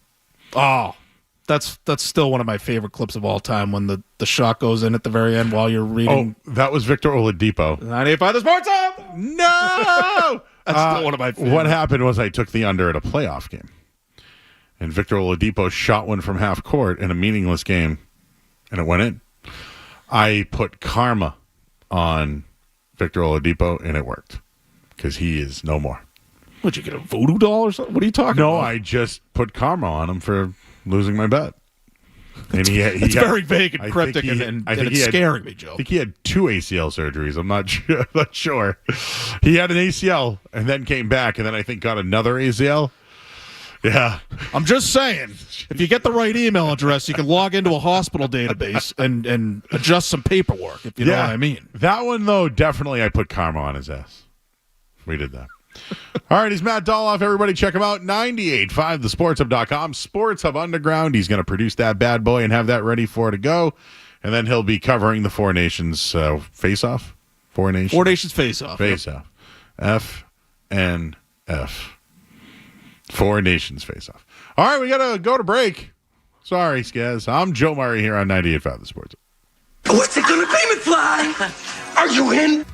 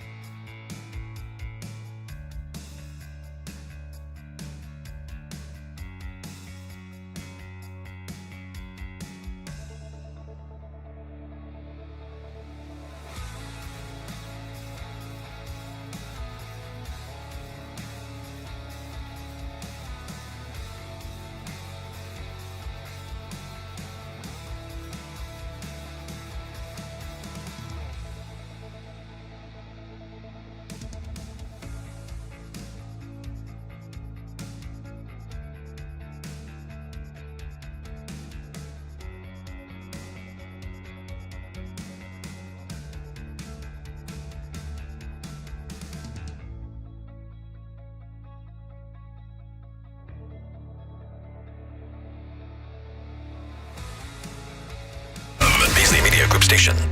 Essential Sports Hub headline presented by Celsius Energy Drinks. Celtics finish off the All-Star break against Wemby in San Antonio tomorrow. Jaylen Brown's listed as questionable. Drew Holiday is out. Kellen Moore, new head coach of the New Orleans Saints, and Red Sox pitchers and catchers met today in Florida. Kenley Jansen is signed with the Angels. Headlines are brought to you by Safety Insurance, providing comprehensive coverage for your auto, home, and business. Ask your independent agent about safety. I'm Joe Murray. In or out? Next. Boston's best sports talk. There's an app for that. Download the Sports Hub app for loads of stuff. Absolutely free. Connect with the shows, get podcasts, and more. Get it where you get your apps. Or at 985sportshub.com. Are you in or out? Gotta know without a doubt. I'm the one you need for a dirty deed. I'm the best. Success is guaranteed. Notifications I've been getting regarding the chili and cornbread is just... Now I'm getting Fritos. Yeah, wow. Where did this come from? Oh, cold days. All right, Scabs, what do we got tonight? Dinner out? Feels like it's been a little while, Joe. It's been a while since we've done In or Out, yeah. A Tuesday night edition of In or Out. We'll start, why not, Joe? We've done some food talk already on the night show. We'll start with some food. Goldfish has announced, Joe, they'll be teaming up with Harry Potter to release butterbeer flavored goldfish. Joe Murray, are we in or out on butterbeer goldfish? In. Full-fledged, I don't really drink beer anymore. It's not that I've drank so much beer in my teens, I feel like I don't need to drink anymore. Sorry, Josh. Are you 21? Not yet, huh? Oh, he gave me a half. Like he might be 21, but he's not. I get what you mean. Harry Potter's involved. Goldfish is involved. And that's all I got to say about that. All right, Joe, a place where you often will be snacking is the movies. A Connecticut lawmaker has introduced a bill that would require movie theaters to disclose what time the trailers start and what time the movie actually starts. Joe Murray, are we in or out on a Connecticut law to tell, patrons when the movie actually starts? I'm out on this one, but there are some people that like to go point A to point B, right? There are people that are like that, right? Absolutely, Joe. We know a few of them. So for them, this is great. But for me, going to the movie theater is an experience. Yeah, I don't want 40% or 50% of the theater to come rushing in at the last second. I want to walk in. I want to smell the popcorn, right? I want to see if there's any Sour Patch watermelons in there. Like, do I want an Arnold Palmer or do I maybe mix my slushie? Do I bring in candy or do I get candy there? Do I get M&Ms and put them on my popcorn? Do I want to look at the cardboard cutouts of the movies that are coming up? If, Shrek's there and there's a new Shrek, I would like to stand next to Shrek, I would like to know about the new movies that are coming out, the Marvels. I want to know about it. I want to know.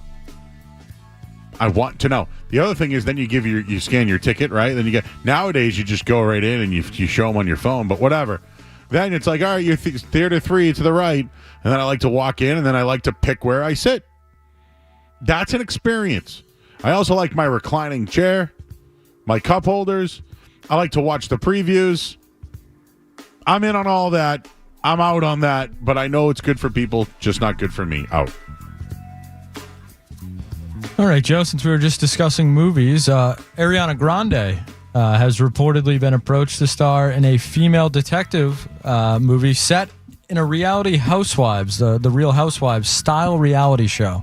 So this is a detective movie with Ariana Grande and Jennifer Lawrence, but kind of set in a Real Housewives theme. Joe Murray, are you in or out? In. I watched Ariana Grande on Saturday Night Live. I thought she was great. Like when it comes to theater and stuff like that, she's absolutely outstanding. I think she would be excellent with Jennifer Lawrence as well. I'm in. Now, is this something I want to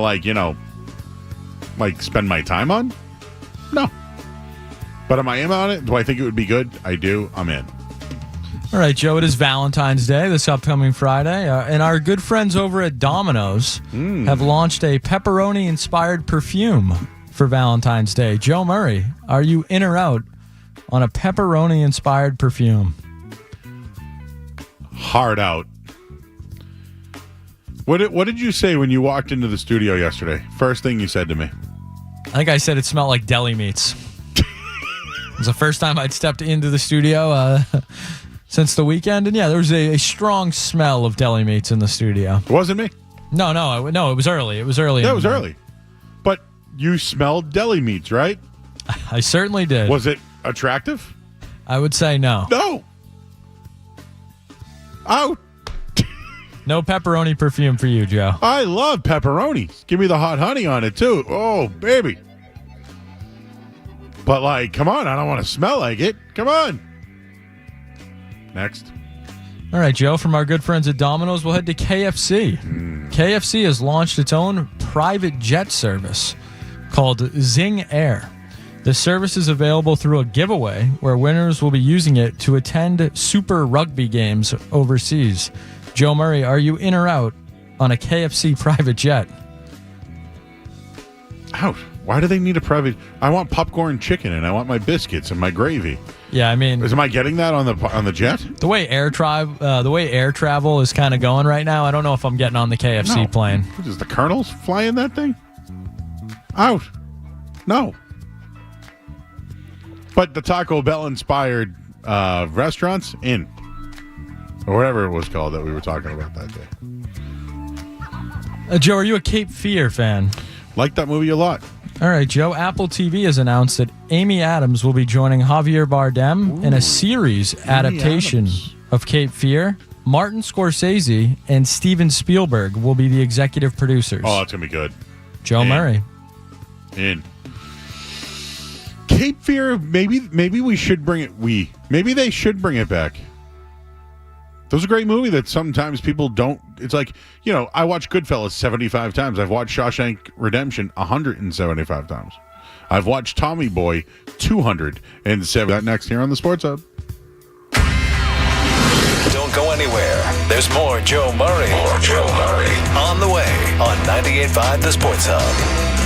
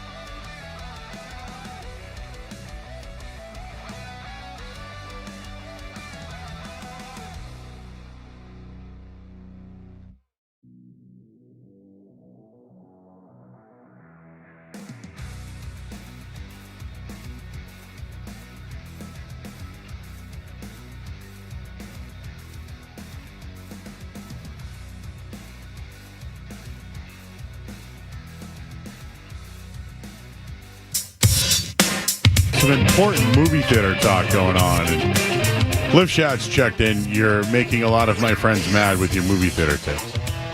So I'm glad, Dan. That's what I wrote to him. That's what I'm here to do. Let's go to the Volkswagen Dealers Expert Hotline right now. We'll welcome in Brian Robb of Mass Live. B-Rob, how are you, sir? Joe, it's been a minute. How you doing, man? I'm good. You see all these tweets tonight about Jason Tatum sitting down and talking about some of his greatest games and everything like that. Have you seen all this all over social media right now? No, I've missed this. Fill me in. What? Yeah, he's from an interview. He's like, doing like a sit down, and I wish I could get the guy's name. I'll find it. But you know, it's guys. It's Drew Hanlon. Yeah, Drew Hanlon. Oh yeah. Oh god, it's his trainer. That's the trainer. Yeah, and they're like showing his favorite games, and he got to work out with Kobe once, and they worked on a post fadeaway. Now I'm seeing it. Yep. Kobe showed him how to use an elbow. But just talking about that real quick. With Tatum's been on fire, but the one thing I've noticed of late, he has been playing a little bit more point guard. I wonder if that's because of Drew Holiday's absence. But at the top of the key, man, he has this crossover down to where he gets in the paint, 1-2 step dunk. He had about 4 of them against New York on Saturday night. Had a couple more last night. He's finding a way to get to the basket. Have you been seeing that as well? Yeah, absolutely. It's something. I mean, these last 2 games, Joe, I know he had a slow start against Miami last night, but those third quarters, he was showing the full array of doing the pull-up 3 against the drop pick and roll against the big that can't guard him, and then just taking guys off the dribble. And there's no one on the Heat that can handle him one-on-one. There's certainly no one on the Knicks. I know he was out of that game, but they got all those wings this offseason, and no one can really keep him out of the paint. So when he's maneuvering well to avoid double teams when traffic comes, and also just making the right read, making the right pass when they throw 2 or 3 buys on him in the paint. So that type of progression, I think he's been, as consistent as ever this year on the whole. But as we turn into February, like the shooting slump has seemed to have gone away now for him, and he's rounding into form. And this is ideally when he kind of plays his best basketball of the year over his career. And we're certainly seeing signs of that right now in the last week here. They play Wemby tomorrow night. Injury report is out. I know Jaylen Brown is doing Jimmy Fallon tonight. He'll be with Jalen Hurts. Do you expect him to play tomorrow? And looks like Drew Holiday is already out. But with the All-Star break approaching, do you think that we will see Jaylen Brown tomorrow? My bet is we do see him. It wouldn't probably, assuming he wants to play in the All-Star game, probably wouldn't be the greatest look to sit out the last 2 games. Well, Kyrie would do that, remember? Exactly. I wasn't going to go there, but to be fair, not that Jalen and Kyrie are in a far different category in terms of taking time off. And Jalen, he plays a ton in general. And it's good to get. He's been battling through stuff all year long, and so it's good that that he got one of these nights off. But I would guess that he plays on Wednesday night, and then it's good to go for the weekend. And Drew Holiday, I think, is good that he's getting. I think it's going to be his 4th missed game with this shoulder situation, and so he'll get a full 2-3 weeks of rest, which for a guy who hasn't looked great lately is obviously getting up there. I think he's 34 now. This is a good strategic rest for him, I think. More than anything else, get him healthy, get him good to go for the stretch run here, since obviously that's going to be a key defensive cog down the stretch. What do you know about Sam Hauser's back injury? Clearly, he's shooting the basketball better. He's a big part of their rotation. His defense is suffering. I think it's because of the bad back. What happened there? What do you know about the back? Is it getting any better? We always talk about this team repeating, and are they different from last year to this year? He's one piece, I think, that is different. But is the back something to worry about? And, can he improve his defense at all with that back? Yeah, I'd say we've talked to him a lot about the back over the course of the year, and it seems like he's starting to turn a corner within the last month. The numbers are starting to bear that out. He shot 42% from three in January.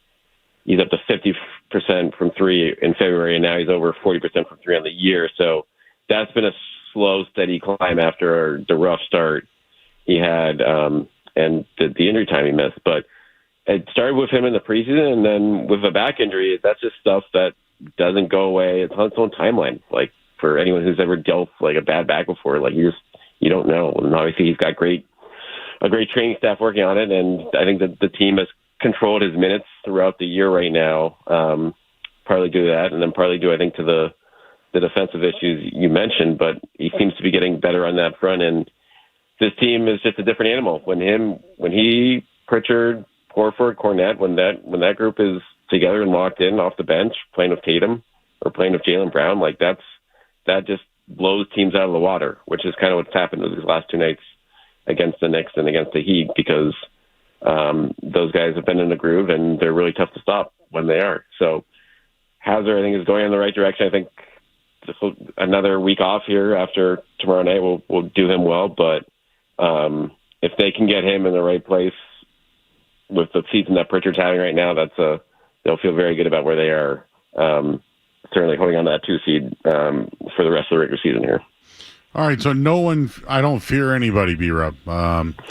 In the East, the 7-1 against the Bucks, New York, and the Cavs. The team I still do have concerns about is the Pacers, but we'll worry about that when that series happens. I still think, the Celtics won't lose a 7-game series. But the trade deadline, we saw a lot of Western Conference teams get better. We also saw Luka Doncic on the move. The Dallas trade, when it happened to right now, like, think about it. When it happened, everybody was talking about it, right? Yes. Now have you even heard that Anthony Davis and Gafford and now Lively? I mean, everyone's talking about the Lakers not having a big. What the hell's going on with the Mavericks right now? They're in a lot of trouble. I tell you what, because did you realize, Joe, they're only one game from falling out of the play-in tournament entirely right now. Like, they're the 8th seed, and the Suns are 11th, and the Suns are one game back. So you're looking right now, it sounds like Anthony Davis is going to be out probably a month. It sounds like at best. Lively was going to be out for a month. Gafford's out for a couple of weeks. Even old friend Dwight Powell, their like 4th-string center, he's even out for another few weeks too. So they're going to be holding on for dear life right now. Like, it's a ton of pressure on Kyrie and the other guys.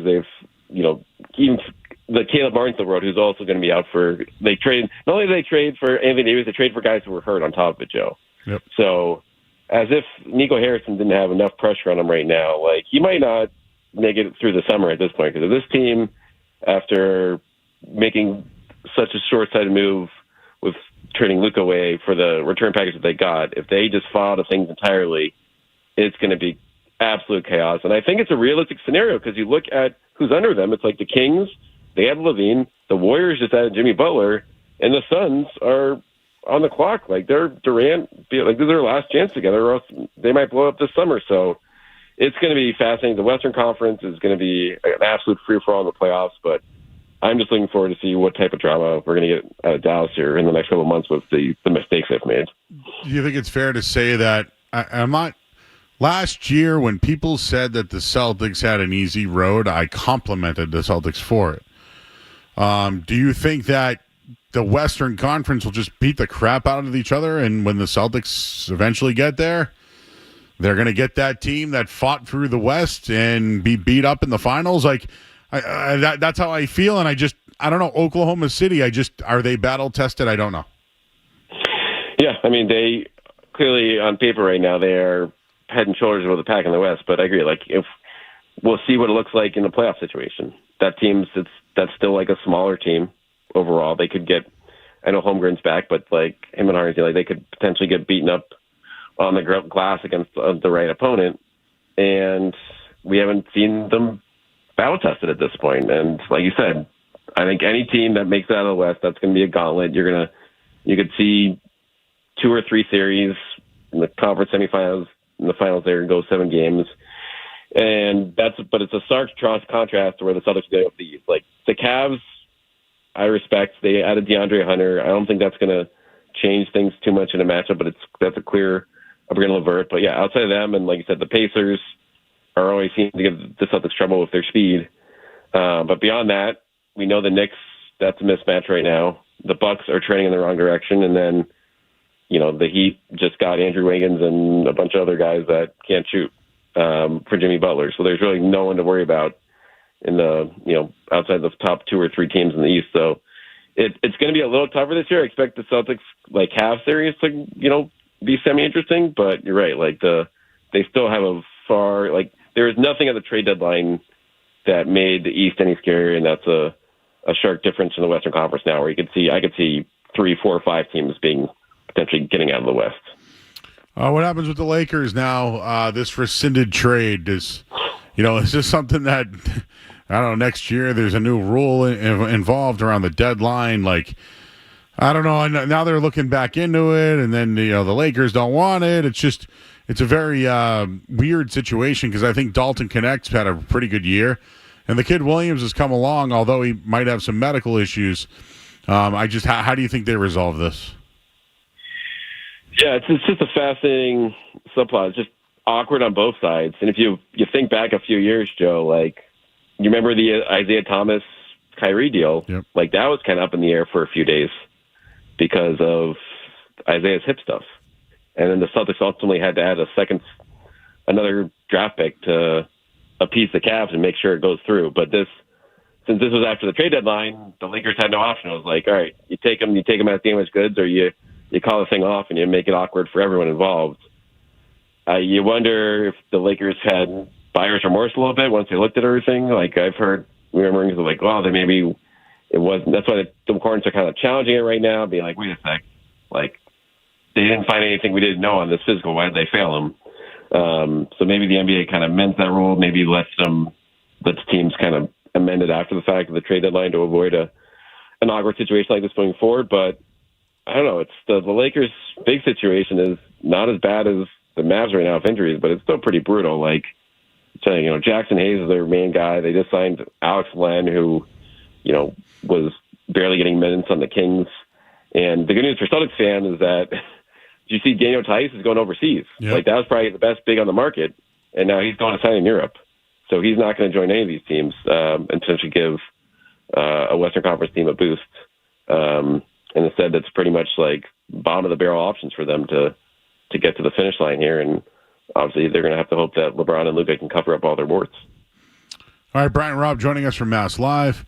B-Rob, have you? I'm not saying you're reporting anything when I ask you this, but have you heard anything about some of the people that are bidding on the Celtics? Have you heard any other names or any update? It's been pretty quiet since that initial report came out. I expect we're going to hear something in the next couple of weeks of it advancing maybe to a final stage, but it's been kept pretty buttoned up in terms of who's involved, and now we're getting. I mean, what do you think of this Lurie situation now? We know obviously Bill Simmons had it there, and then he coming out and didn't give a direct denial, essentially, but tried to throw cold water on the idea that he was in the bidding process. So it's the whole process right now. Ever since the bidding's gone active, we haven't heard anything super new materialize to this point. And the Eagles just won the Super Bowl, so who knows? Might right? just want to throw some money around. Exactly. All that extra merch money, all that stuff. I mean, it is we all know. That would remain a very if Pax doesn't get it close to a best case scenario, as far as bring someone into local ties with who's obviously has a great track record as an owner. But again, if he's not in the mix for real here, it's whether it's Pax, whether someone else emerges from the shadows, it's being kept quiet. But again, with the way the team has looked right now, nothing they did at the trade deadline indicated anything. They got rid of Jaden Springer, which was everyone expected pretty much from training camp to cut the tax bill a little bit, but didn't have to make any more cuts beyond that. So again, all this is going to have to get squared away in the next few months because big decisions are coming down the pike in the summer, and it's all going to be based on how much money the new ownership group has to throw around. We were just having some fun with this one off the air, so I'll bring it to you. But I've been saying all night that, a team that goes back-to-back or wins 3 in 10 years, it could still be a dynasty. I know that a lot of these teams that have done it, Patriots, Chiefs, were 3 in 5 years.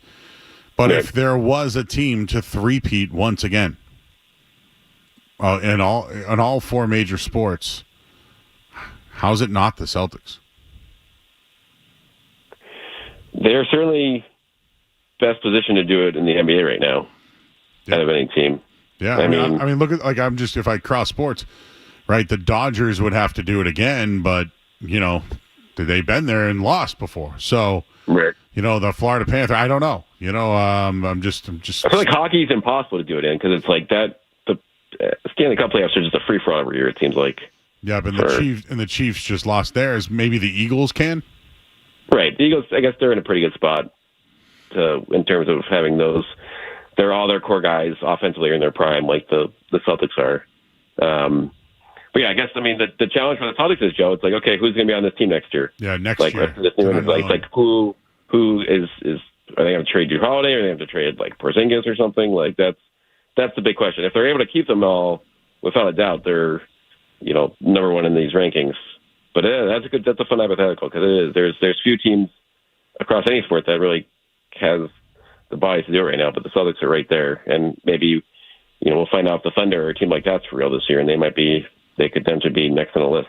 Yep, and in the NBA, it's been 6 years now since there's been back-to-back same champions. So yep, the Warriors. See if they can do it. All right, he's Brian Robb, everybody of Mass Live. Thank you, Brian Robb. Enjoy the All-Star break. What do you got going on? Anything? You just gonna relax? Just chilling. Yeah, no All-Star game for me. Recharge the batteries.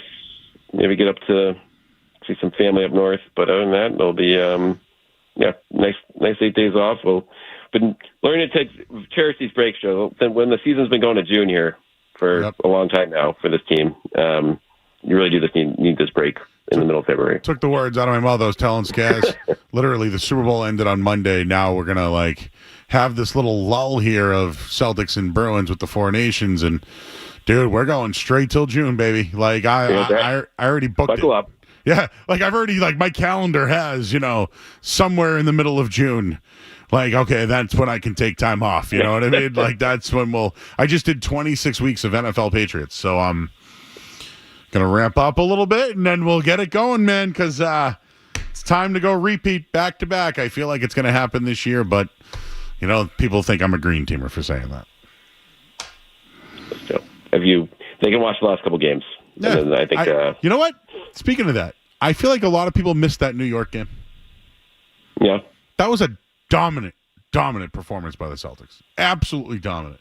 And it was in front of Denzel and Ben Stiller and you name it.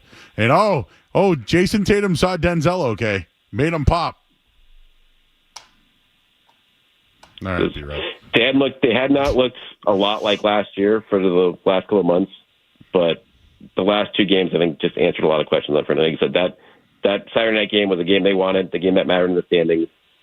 ABC, all the stars are there, and then they pretty much destroyed the Knicks for 48 minutes. So that's without 2 starters. So they should be feeling pretty good right now. All right, he's Brian Robb, Mass Live. Enjoy the break, my man. We'll catch up. We'll catch up during the season. All right, thanks a lot, Joe. All right, he's Brian Robb, everybody. Mass Live. Catching up on the NBA. Get you your headlines here. I'm Joe Murray, 98.5 The Sports Hub.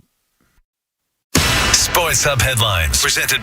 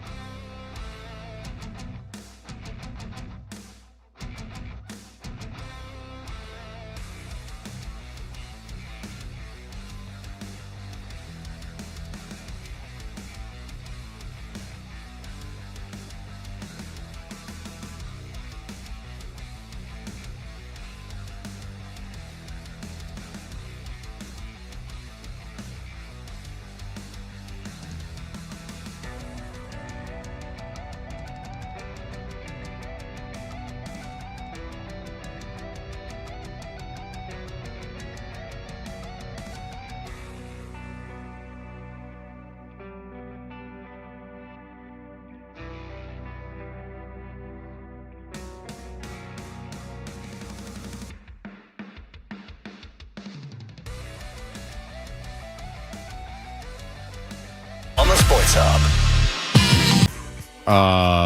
Video that Tatum's doing tonight. It's like a live watch along. But he wrote the foreword to one of Drew Hanlon's books, or his new book. This is what he wrote at the end. Winning a championship was one of the best experiences in my life. But the real motivation comes from knowing that I can do it again. Because when the great ones get to the top of the mountain, they keep climbing. It's deep, right? When the great ones get to the top of the mountain, they keep climbing.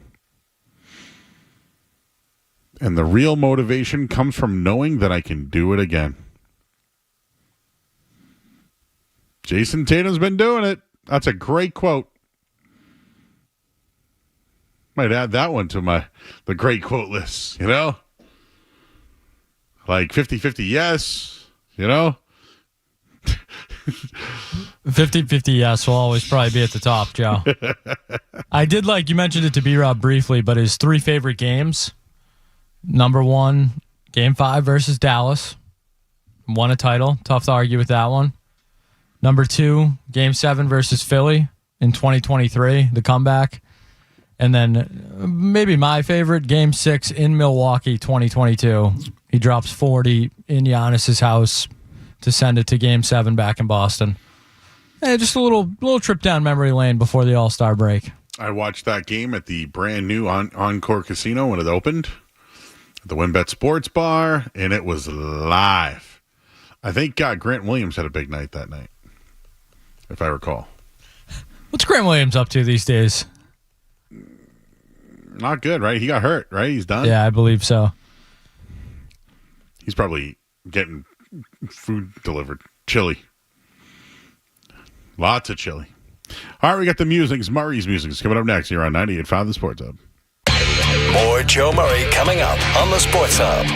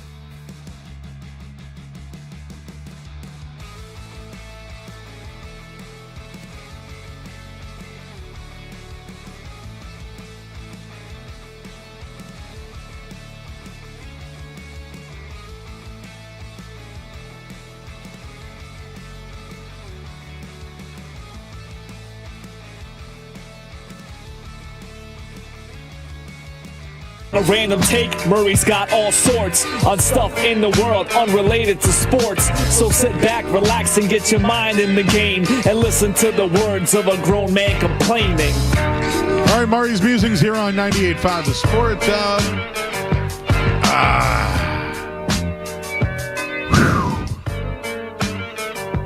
Well, we're going to go into a nice little streak here now, Skaz. A full story for tonight, Skaz. We weren't able to do there's some we haven't been able to do from that we've been saving. But I saw this one today and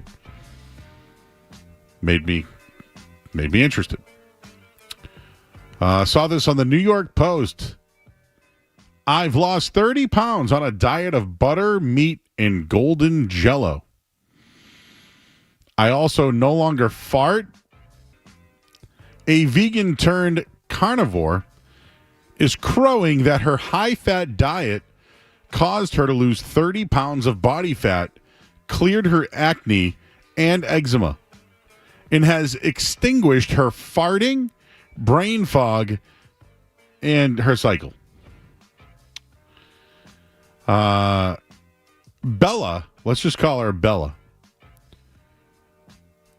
is she's into unsalted butter. She recently explained her juicy secret. She pairs baked chicken wings and 80-20 burgers, 80 lean meat, 20% fat, with butter in her special golden Jell-O recipe. Quote, the best food for skin, hair, and nails is and anti-aging, said Bella. Steak and Butter Gal is her social media handle.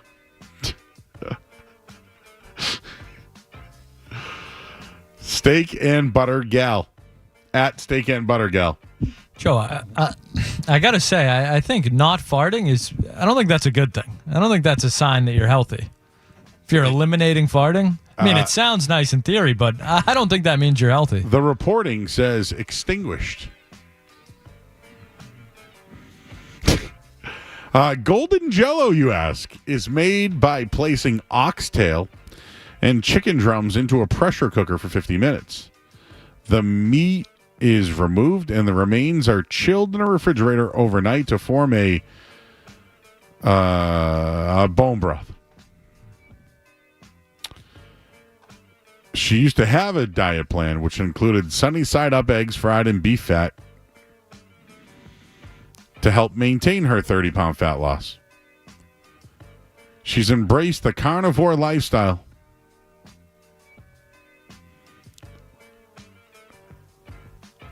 TikTokers expressed concern about her claims that pointed out that her fighting it can be a sign of a healthy gut. No longer farting is more unhealthy than good, a person wrote. I'm with that person.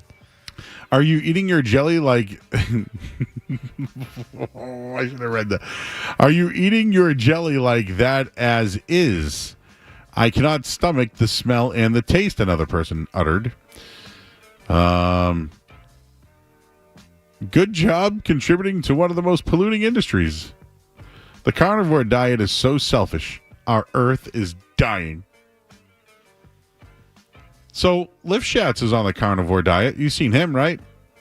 Should I ask him if his farting's been extinguished? I don't know if he's doing the Jell-O diet. No, he ain't doing the Jell-O. Yeah, I don't know about that. Come on, everybody farts. If you ain't farting, you ain't hearting. That's the way I look at it.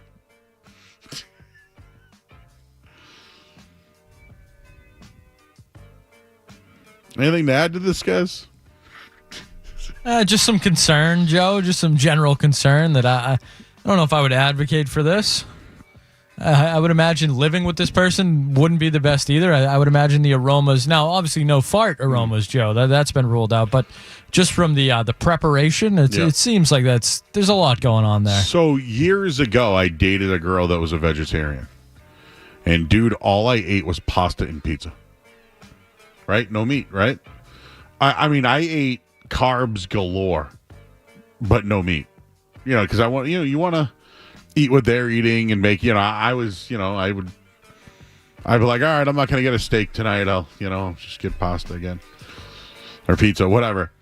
But I gained more weight with a vegetarian because of the carbs. Now, I'm not saying don't eat carbs. Are you saying don't date a vegetarian, Joe? No, I'm not saying that at all. What I'm saying is sometimes vegetarians won't eat meat. So what they do is they stick to like the foods that are like pizza, cheese pizza, or like macaroni and cheese, or pasta. You know, those kind of things. And for me, well, Skaz, you know, that's adding to the old LBs, you know? So I don't know about this Bella Ma girl. I don't believe that she's extinguished her farting. I don't know if I believe it. Anyways, birthdays today. Oh, happy birthday to Jennifer Aniston. 56 years old. I got nothing for you on that one. Taylor Lautner, 33 years old. Brandy, 46 years old today. Kelly Rowland, the forgotten Destiny Child, 44. Thomas Edison, happy birthday to you, sir. He's dead.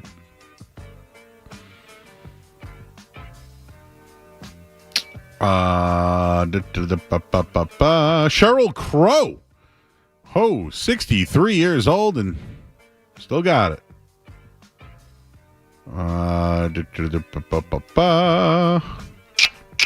Aubrey O'Day, still going.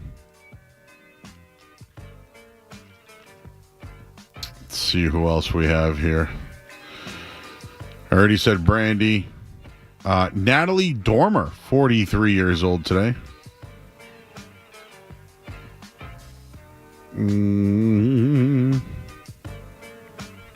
Joe, did you say the late great Burt Reynolds? No way. Birthday today. I did not. It's also Kelly Rowland's birthday today. Did you say that one?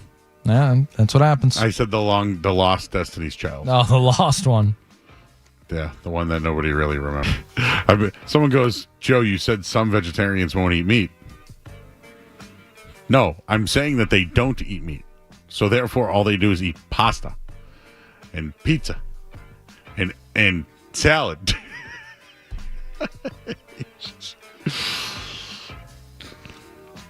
Hey, some vegetarians, I think, eat certain meats, right? Or is it fish? I don't know. Fart though, will you please? Just for your health. Pass the gas. Tough birthday day. Oh, happy birthday to one James Stewart of 98.5 The Sports Up. Shout out Jay Stu. Happy birthday. Tribal Chief. Acknowledge him. I will be in 64 days in WrestleMania in Las Vegas with him, hopefully at a poker table with Andy Wong and Sarge. And I always double down on 11. Do you know that, Skess? Always. The only time I don't double down on 11 is if there's an ace. Always. Oh, no. If there's a 10, I'm doubling down. Now, I know the odds aren't in my favor. I know. But guess what? I always double down. Anything else tonight? Anything bothering you? How's your ride in? Yeah, ride in was fine today. You know? Remember the snow on top of my car last night? Yeah, Joe, whatever happened with that?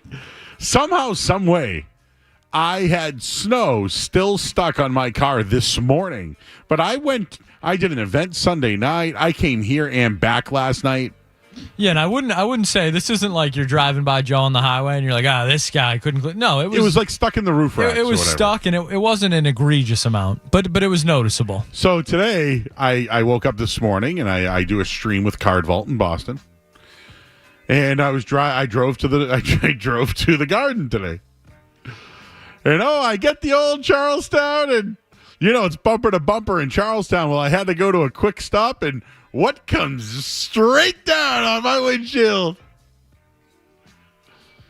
And I was wipering it, and everybody was looking at me. That'll wake you up. And I was like, oh, man. At least I got it. And then it was all hanging out like below my wipers when I went into the garage. It was gone when I got out, though.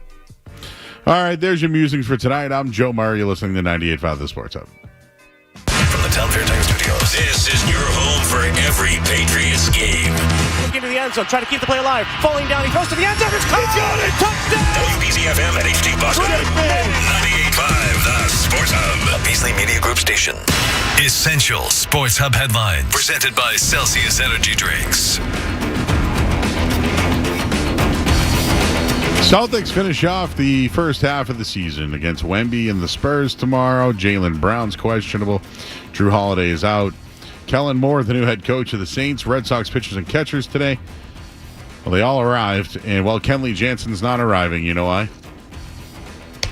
Going to the Anaheim Angels. Still going, though. I give him credit for that. Former catcher. Do you remember that? He was a catcher. Headlines are brought to you by Safety Insurance, providing comprehensive coverage for your auto, home, and business. Ask your independent agent about safety. I'm Joe Murray. This is Jaylen Brown. Jaylen Brown turns the corner. Finger roll is up and good. Score to the foul. Listen to home of the Boston Celtics, 98.5 The Sports Hub. Hey, sometimes can be a trigger for some people, you know? There was a rant that I heard yesterday regarding birthdays. And I found it funny that Jay Stu wasn't in today. But when I walked into the studio, somebody wasn't here. So were they both? I don't know. And then tomorrow I'm doing Felger Maz, so I'm confused on top of roofs now. Some Final Destination? It's just, you know, it wasn't like I was lazy. It froze. It froze.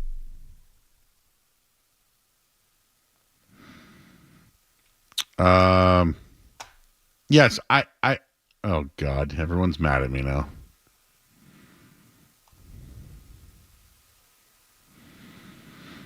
Joe, let's go on a Sylvan Street diet.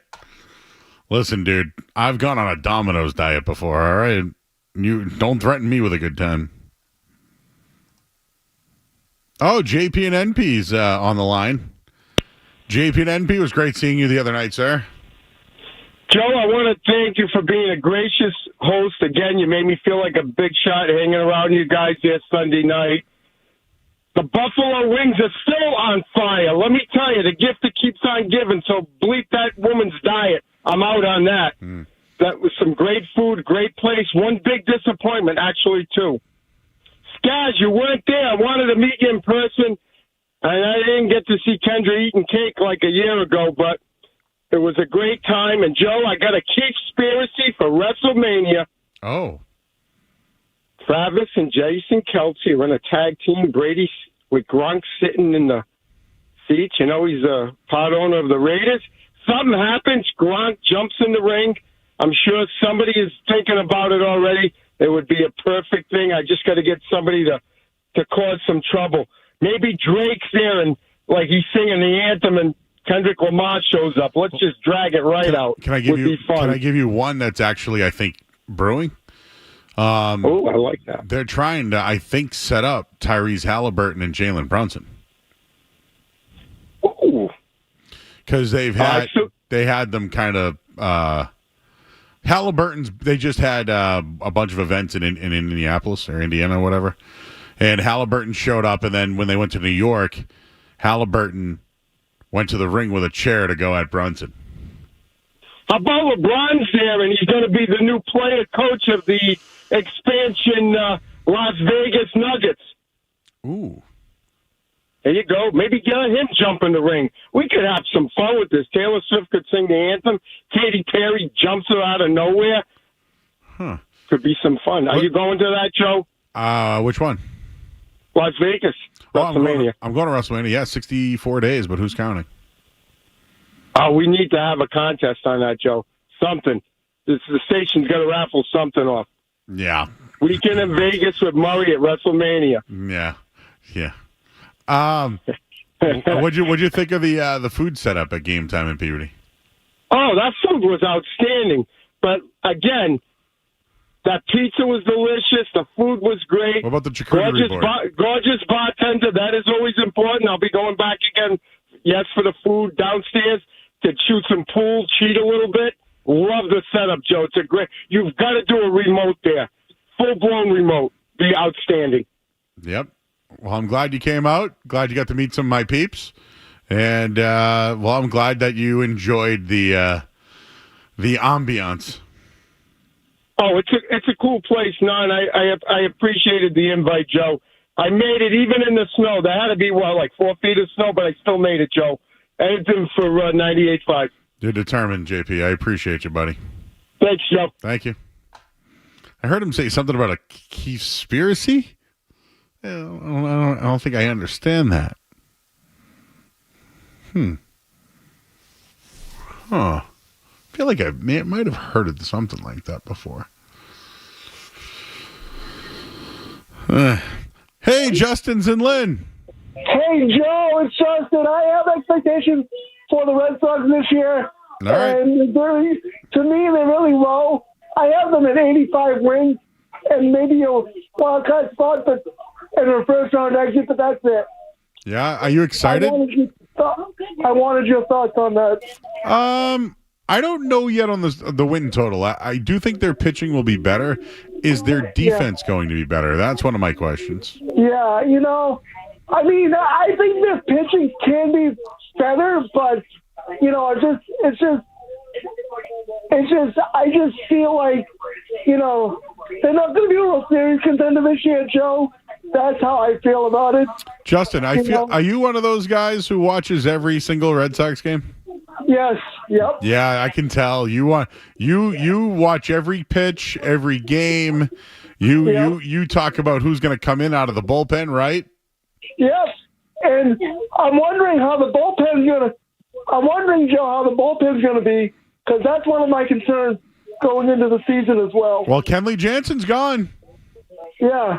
So now who's going to be the closer? I don't know who the closer's going to be either. It's concerning to me. Pitchers and catchers report tomorrow, and I'm concerned, Joe. I'm just really concerned. I know, I don't know how good they're going to be this year. I know, man. It's been like that for a while now. It has. It has. Remember the days where we used to be like, "This is the year they're going to win it." No, yeah, no. They've over the last 2 years. I mean, I feel like the owner doesn't spend. And we talked about that when you were on the show with me, Joe. That's right. The owner doesn't spend, and instead of spending money, Joe, he spends prospects, and that's the issue for me. And if you want to commit to winning, you're going to spend money as well. All right, Justin. Thank you, buddy. Enjoy the night. Yep, thank you. Take care. He's really concerned.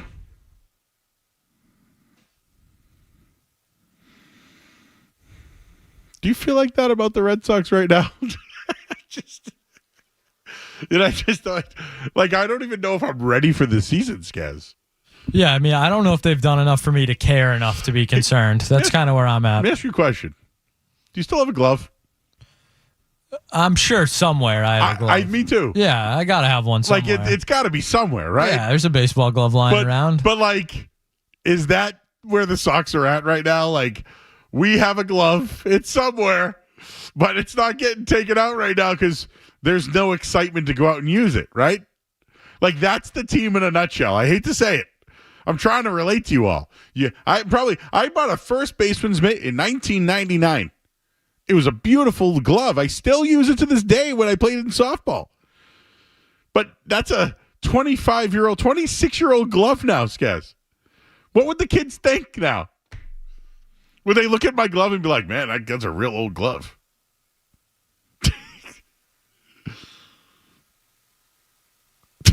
I don't know why. Where is my glove? Are you a righty or a lefty? I'm a righty, Joe. So you throw right-handed. Yep, throw righty. Haven't had a game of catch in a while, Joe, or had a toss. What is it?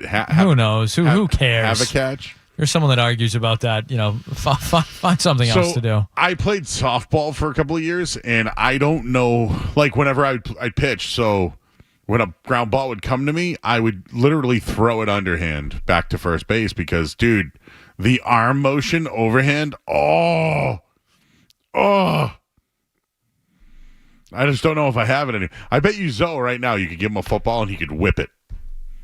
But, man, you give me a baseball, I'm going to look at it and be like, this thing's tiny. And I'll throw my arm out. I tried to skip rocks at the ocean one day, and I went, oh!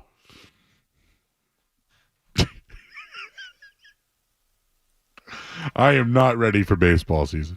Did you hear our sweet boy, Tyler Milliken, earlier today? You know what? Can we talk about this? Did you hear it? I did not, but I would like to. Can we? Yeah, we'll play it. Let's go break. Coming back. We'll go break.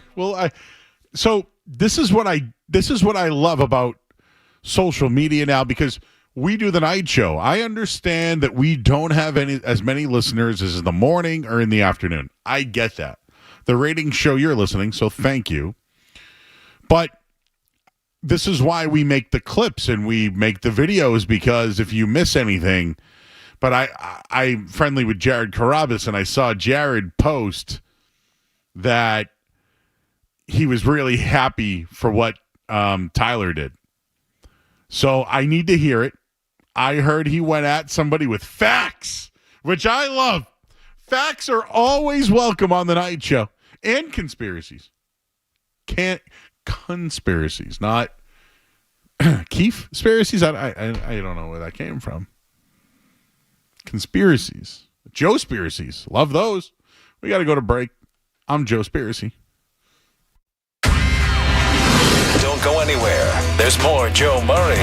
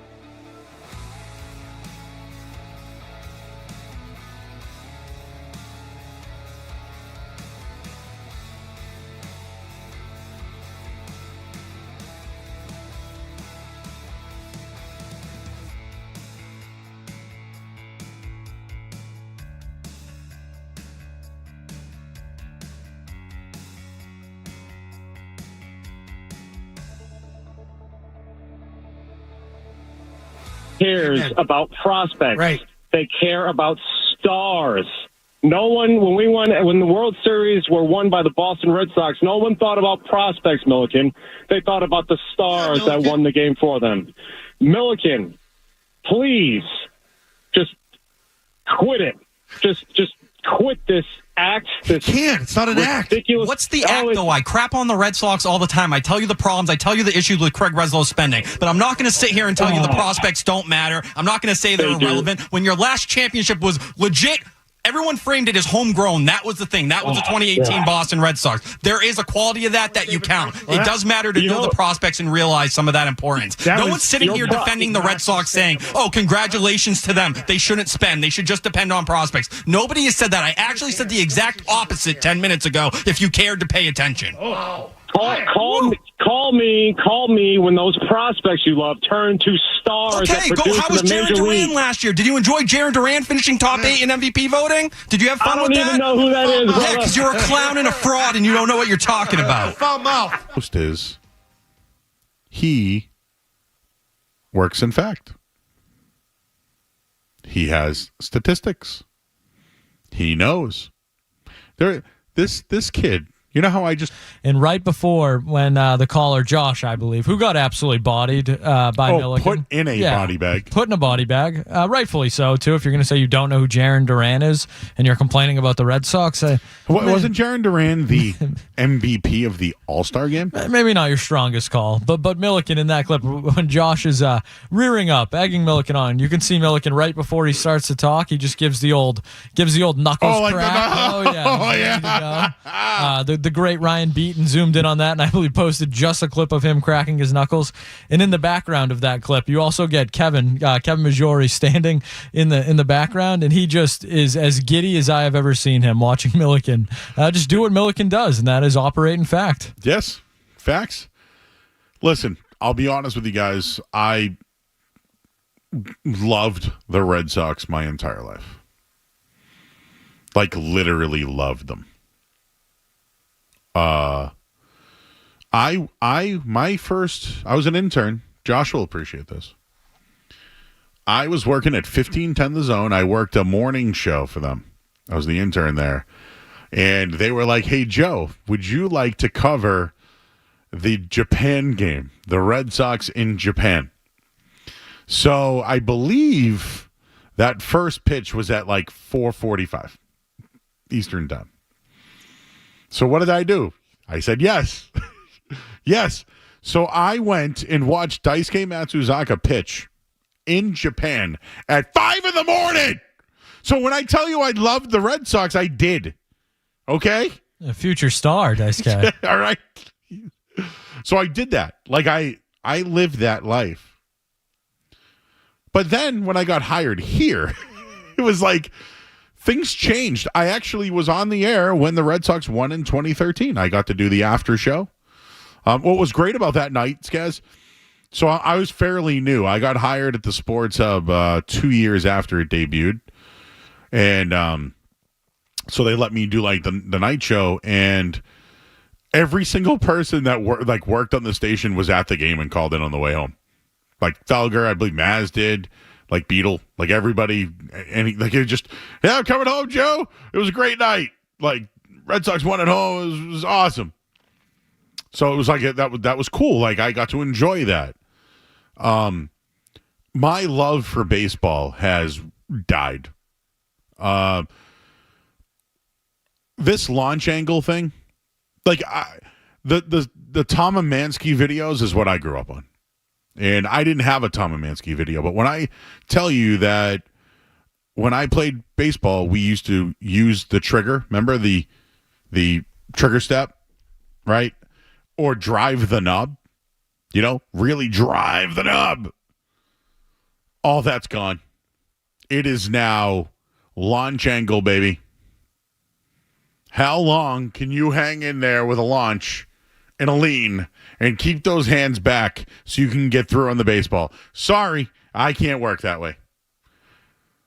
Like the games, imagine like when we played Little League Baseball, like when you got dropped off, the parents must have been like, yes, 4 hours. These kids are going to be gone all day. The games are so long. Like, I remember looking at the schedule. You get 1 and 3:30. The game never started at 3:30 because the 1 o'clock game went late all the time. I lost my love for the game of baseball. I've lost it. So when I tell you, like, what team do I root for, I don't root for the Red Sox. I think it is because of the absentee ownership. I thought this group, overall, I think this group's been really good. I do. Overall, on paper, the ownership group's been very good. My love for baseball's gone. In 2018, what got me through 2018 was the fact that I think we all thought they couldn't do it. Right? When they brought Chris Sale in to close it out, I thought they were doomed. And that's not, I hate baseball. No. In 2018, I didn't think they could do it. I didn't. I thought the Dodgers were the better team. But since then, guys, the last game that I went to was the one-game playoff where Kyle Schwarber hit the home run. I was at that game. I haven't been to Fenway since for a baseball game. I think I might have been at that game, too. But, like, that was the last real baseball game in this town. I want the young prospects to be good. I want the team to be good so we can talk about it. We used to do, whenever they made a base running error, we used to play the Price is Right with Jeremy every night. This is when the old predecessor days, you know? We used to mock the Red Sox. Yes, they're on our competitor, but, like, people were listening to us mock them. Literally lost my love for the game of baseball. But hearing Tyler Milliken, that gets my juices flowing. Yeah, Milliken gets me fired up for the Red Sox. Absolutely. He does. The game is slower. I think they're working on it. I think they've done some things to make it better. The starting pitching thing drives me nuts. I like workhorses. I always liked it. A rumor the Sox could be going to a 6-man rotation this year. Okay, fine. I mean, remember the year they started without a closer? Closer by committee? Yeah, that worked out, let me tell you. But you know what? We were locked in. I was locked in for closer by committee. This new stuff, man. This launch angle, I've lost the love, man. Your thoughts, 617-779-0985. Hey, just real quick, right? When you go back to that call, right? When he gets going, can you hear the caller's sigh? Take a listen before we play it. But he goes, first off, let me tell you, while he's going, all of a sudden the caller goes,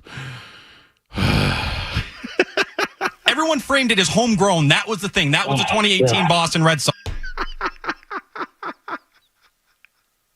And, like, what is Milliken saying that's wrong? No. The dude goes. He said the Red Sox should spend more money. No, but no. I'm not saying what Milliken said. I think that guy realized. No, the guy was like, "Oh no!" I think the volcano is erupting. He realized he is battling a buzzsaw. He was on the island, and the dinosaurs escaped. Yeah. Yes. Can you play that? You play that one more time. Everyone framed it as homegrown. That was the thing. That was the 2018 Boston Red Sox. He knew he lost. That was his surrender. Yeah, the Red Sox should spend more money. They also have good prospects. Both can be true. It's I don't understand why that's divisive. Oh, man, Kaz, I really mean this even to our listeners. I want the Red Sox to be successful because I want to talk about games. I want to talk about the manager and his decision making. I want to talk about why they went with the lefty over the righty. I want to know why. I want the new rules to impact some sort of game. I want it all. But they give us nothing to hang around. Now, last year, I wanted them to make moves at the deadline. They did. It didn't work out. But you know what? I'm glad they did. It showed a different regime. Now, this offseason not spending, you gotta think it's ownership. But isn't that the lazy take here on the radio? Just blame ownership for everything? Like, the players need to play better. Trevor Alex Story, Cora is wildly overrated. Wildly. But I do think that Trevor Story, needs to play this year. Like, even if he just stays healthy and hits 260 and hits 20 home runs, I'm fine. That'd be a miracle, Joe. No, but I'm fine with it, though. Eric is in Texas. What's up, Eric? Hey, Joe. Thanks for taking the call. You're my evening sanity break, so I appreciate it. But I love the Red Sox, too, but I got to call fraud on you, man. Whenever the NBA is going on and the Celtics are playing, all you do is talk about the three. All you do is talk about the three. And a lot of old hats don't like the three. They don't like the style of basketball. Now you're on saying you don't like launch angle, and it's killed your love for baseball. So I love you. It's good to hear your voice way down here in West Texas. But I just gotta throw my 2 cents in. Well, there, Eric, and I appreciate it. I'll take the criticism on that. But how old are you? I am 57. But when I talk about launch angle, you didn't know about launch angle when you played ball. No, I don't like it either. I'm just calling you out because I like you, and also because I think, I also am not a big fan of every like when the Celtics lost to the Mavericks a couple days ago, right? Like 5 years ago, 6 years ago, Celtics would have realized the Mavericks have nobody inside that can match us. We're just going to pound the rock inside. We're going to adjust our game. We're going to get the win. We're going to go home. Instead, all they're doing against a bunch of screens, they're launching threes and they keep missing. So again, I'm just saying I love your show and I love your group there. I love listening to you. I hope the Red Sox can either sign Bregman or trade for Arenado. Well, Eric, I appreciate you keep me on my toes about what's consistent, what's not. But my only question to you is, what did I say that's not right? Oh, I'm not saying you're not wrong. I'm not saying you are wrong. Excuse me. But I'm not a big fan. You're 56 years. You're 56 years old. Like when you probably played did you play base? I mean, when you played baseball, right? Yeah. Wasn't it drive the knob, letters to the knees? Like that's what it was. Well, yeah. All that stuff's gone. It's gone. Oh, it is. I mean, moving runners over, get them on, get them over, get them in doesn't exist anymore. So, no, I'm not saying I love what I see, and I appreciate you respecting me, keeping you on your toes. And when you were talking about, what do you bat, what do you throw, I actually was lucky as a Red Sox fan. I somehow was blessed to I bat left and throw right. Me too. And my favorite ball player was always Captain Carl. Ooh. So it just so happened that it just worked out that way. I didn't quite have his career, but no, Red Sox are everything I was about as a kid. Everything I see now, I think, is more about analytics. And you're right. I really rely on Missoula ball analytics when it comes to basketball, but I think it's what the game is now. The new baseball stuff, it is what it is now. It's hard for me to relate to it. Oh, I don't disagree with you. And again, I agree with you. I use it on my son occasionally. And what you've said I agree with, which is I do believe that nobody will beat the Celtics in 4 games in a 7-game series. They may lose 2 games ugly because the three's not going in. But I don't disagree with you that no, I don't see anybody beating them in 7 games. But again, I'm not that bright, so I don't like analytics really on any side. I just like to see good, fundamental, exciting baseball. 2018 Red Sox was a really exciting team with that outfield and some of the other players, Sander and Devers and whatnot. So I'd love to see a return of that. I think we're somewhat close, but you got to give the fans something by getting Bregman or Arenado. And again, Cardinals are open for business. They'll give us Arenado and their reliever, and that closes 2 gaps. And now we're really competing. And lastly, I really would prefer it if they just would have gone all in and traded Casas and some guys and gotten Vladimir Guerrero. That solves a whole lot of problems there. But I know you got other callers and you got other things you're probably talking about more than me. Appreciate you, bro. No, thank you. Got something, Skaz? Yeah, my only takeaway from that is the launch angle and I get it. Your argument is that the 3-pointers is analytics, and we like the threes because the Celtics are good at the threes. Missoula ball. Well, my only thing, it's defeat. They won. Why change it? Yeah, and my point too is the 3-pointer. It's worth more points, Joe. Yes. Launch angle, all that stuff.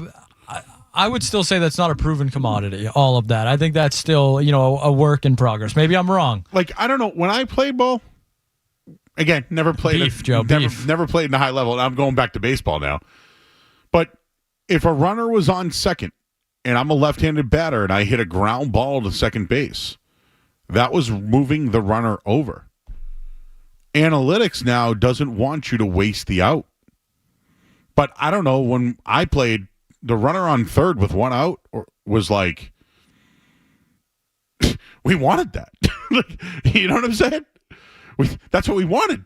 No, now they don't want you to hit it the ground ball. And it's hard.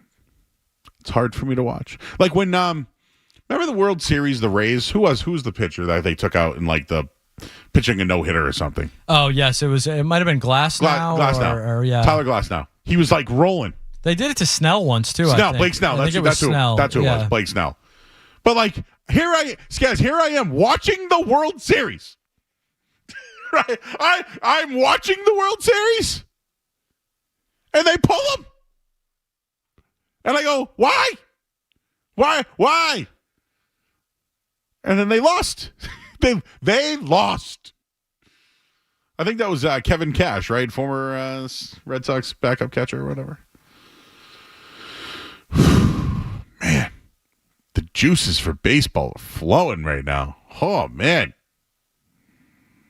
Wonder if I could take some swings, Scaz. This is, now we got to use a wooden bat. Was it wooden bat when you played? You could use a wooden bat, but no, most of the time it was all metal. Give me an Easton or a Stealth or something. There we go. Absolutely. Hit the fat of the bat right there, baby. I'd love to see you at softball, Joe. You're probably just my days are over. Dingers. Yeah, believe it or not, man, the days are over, man.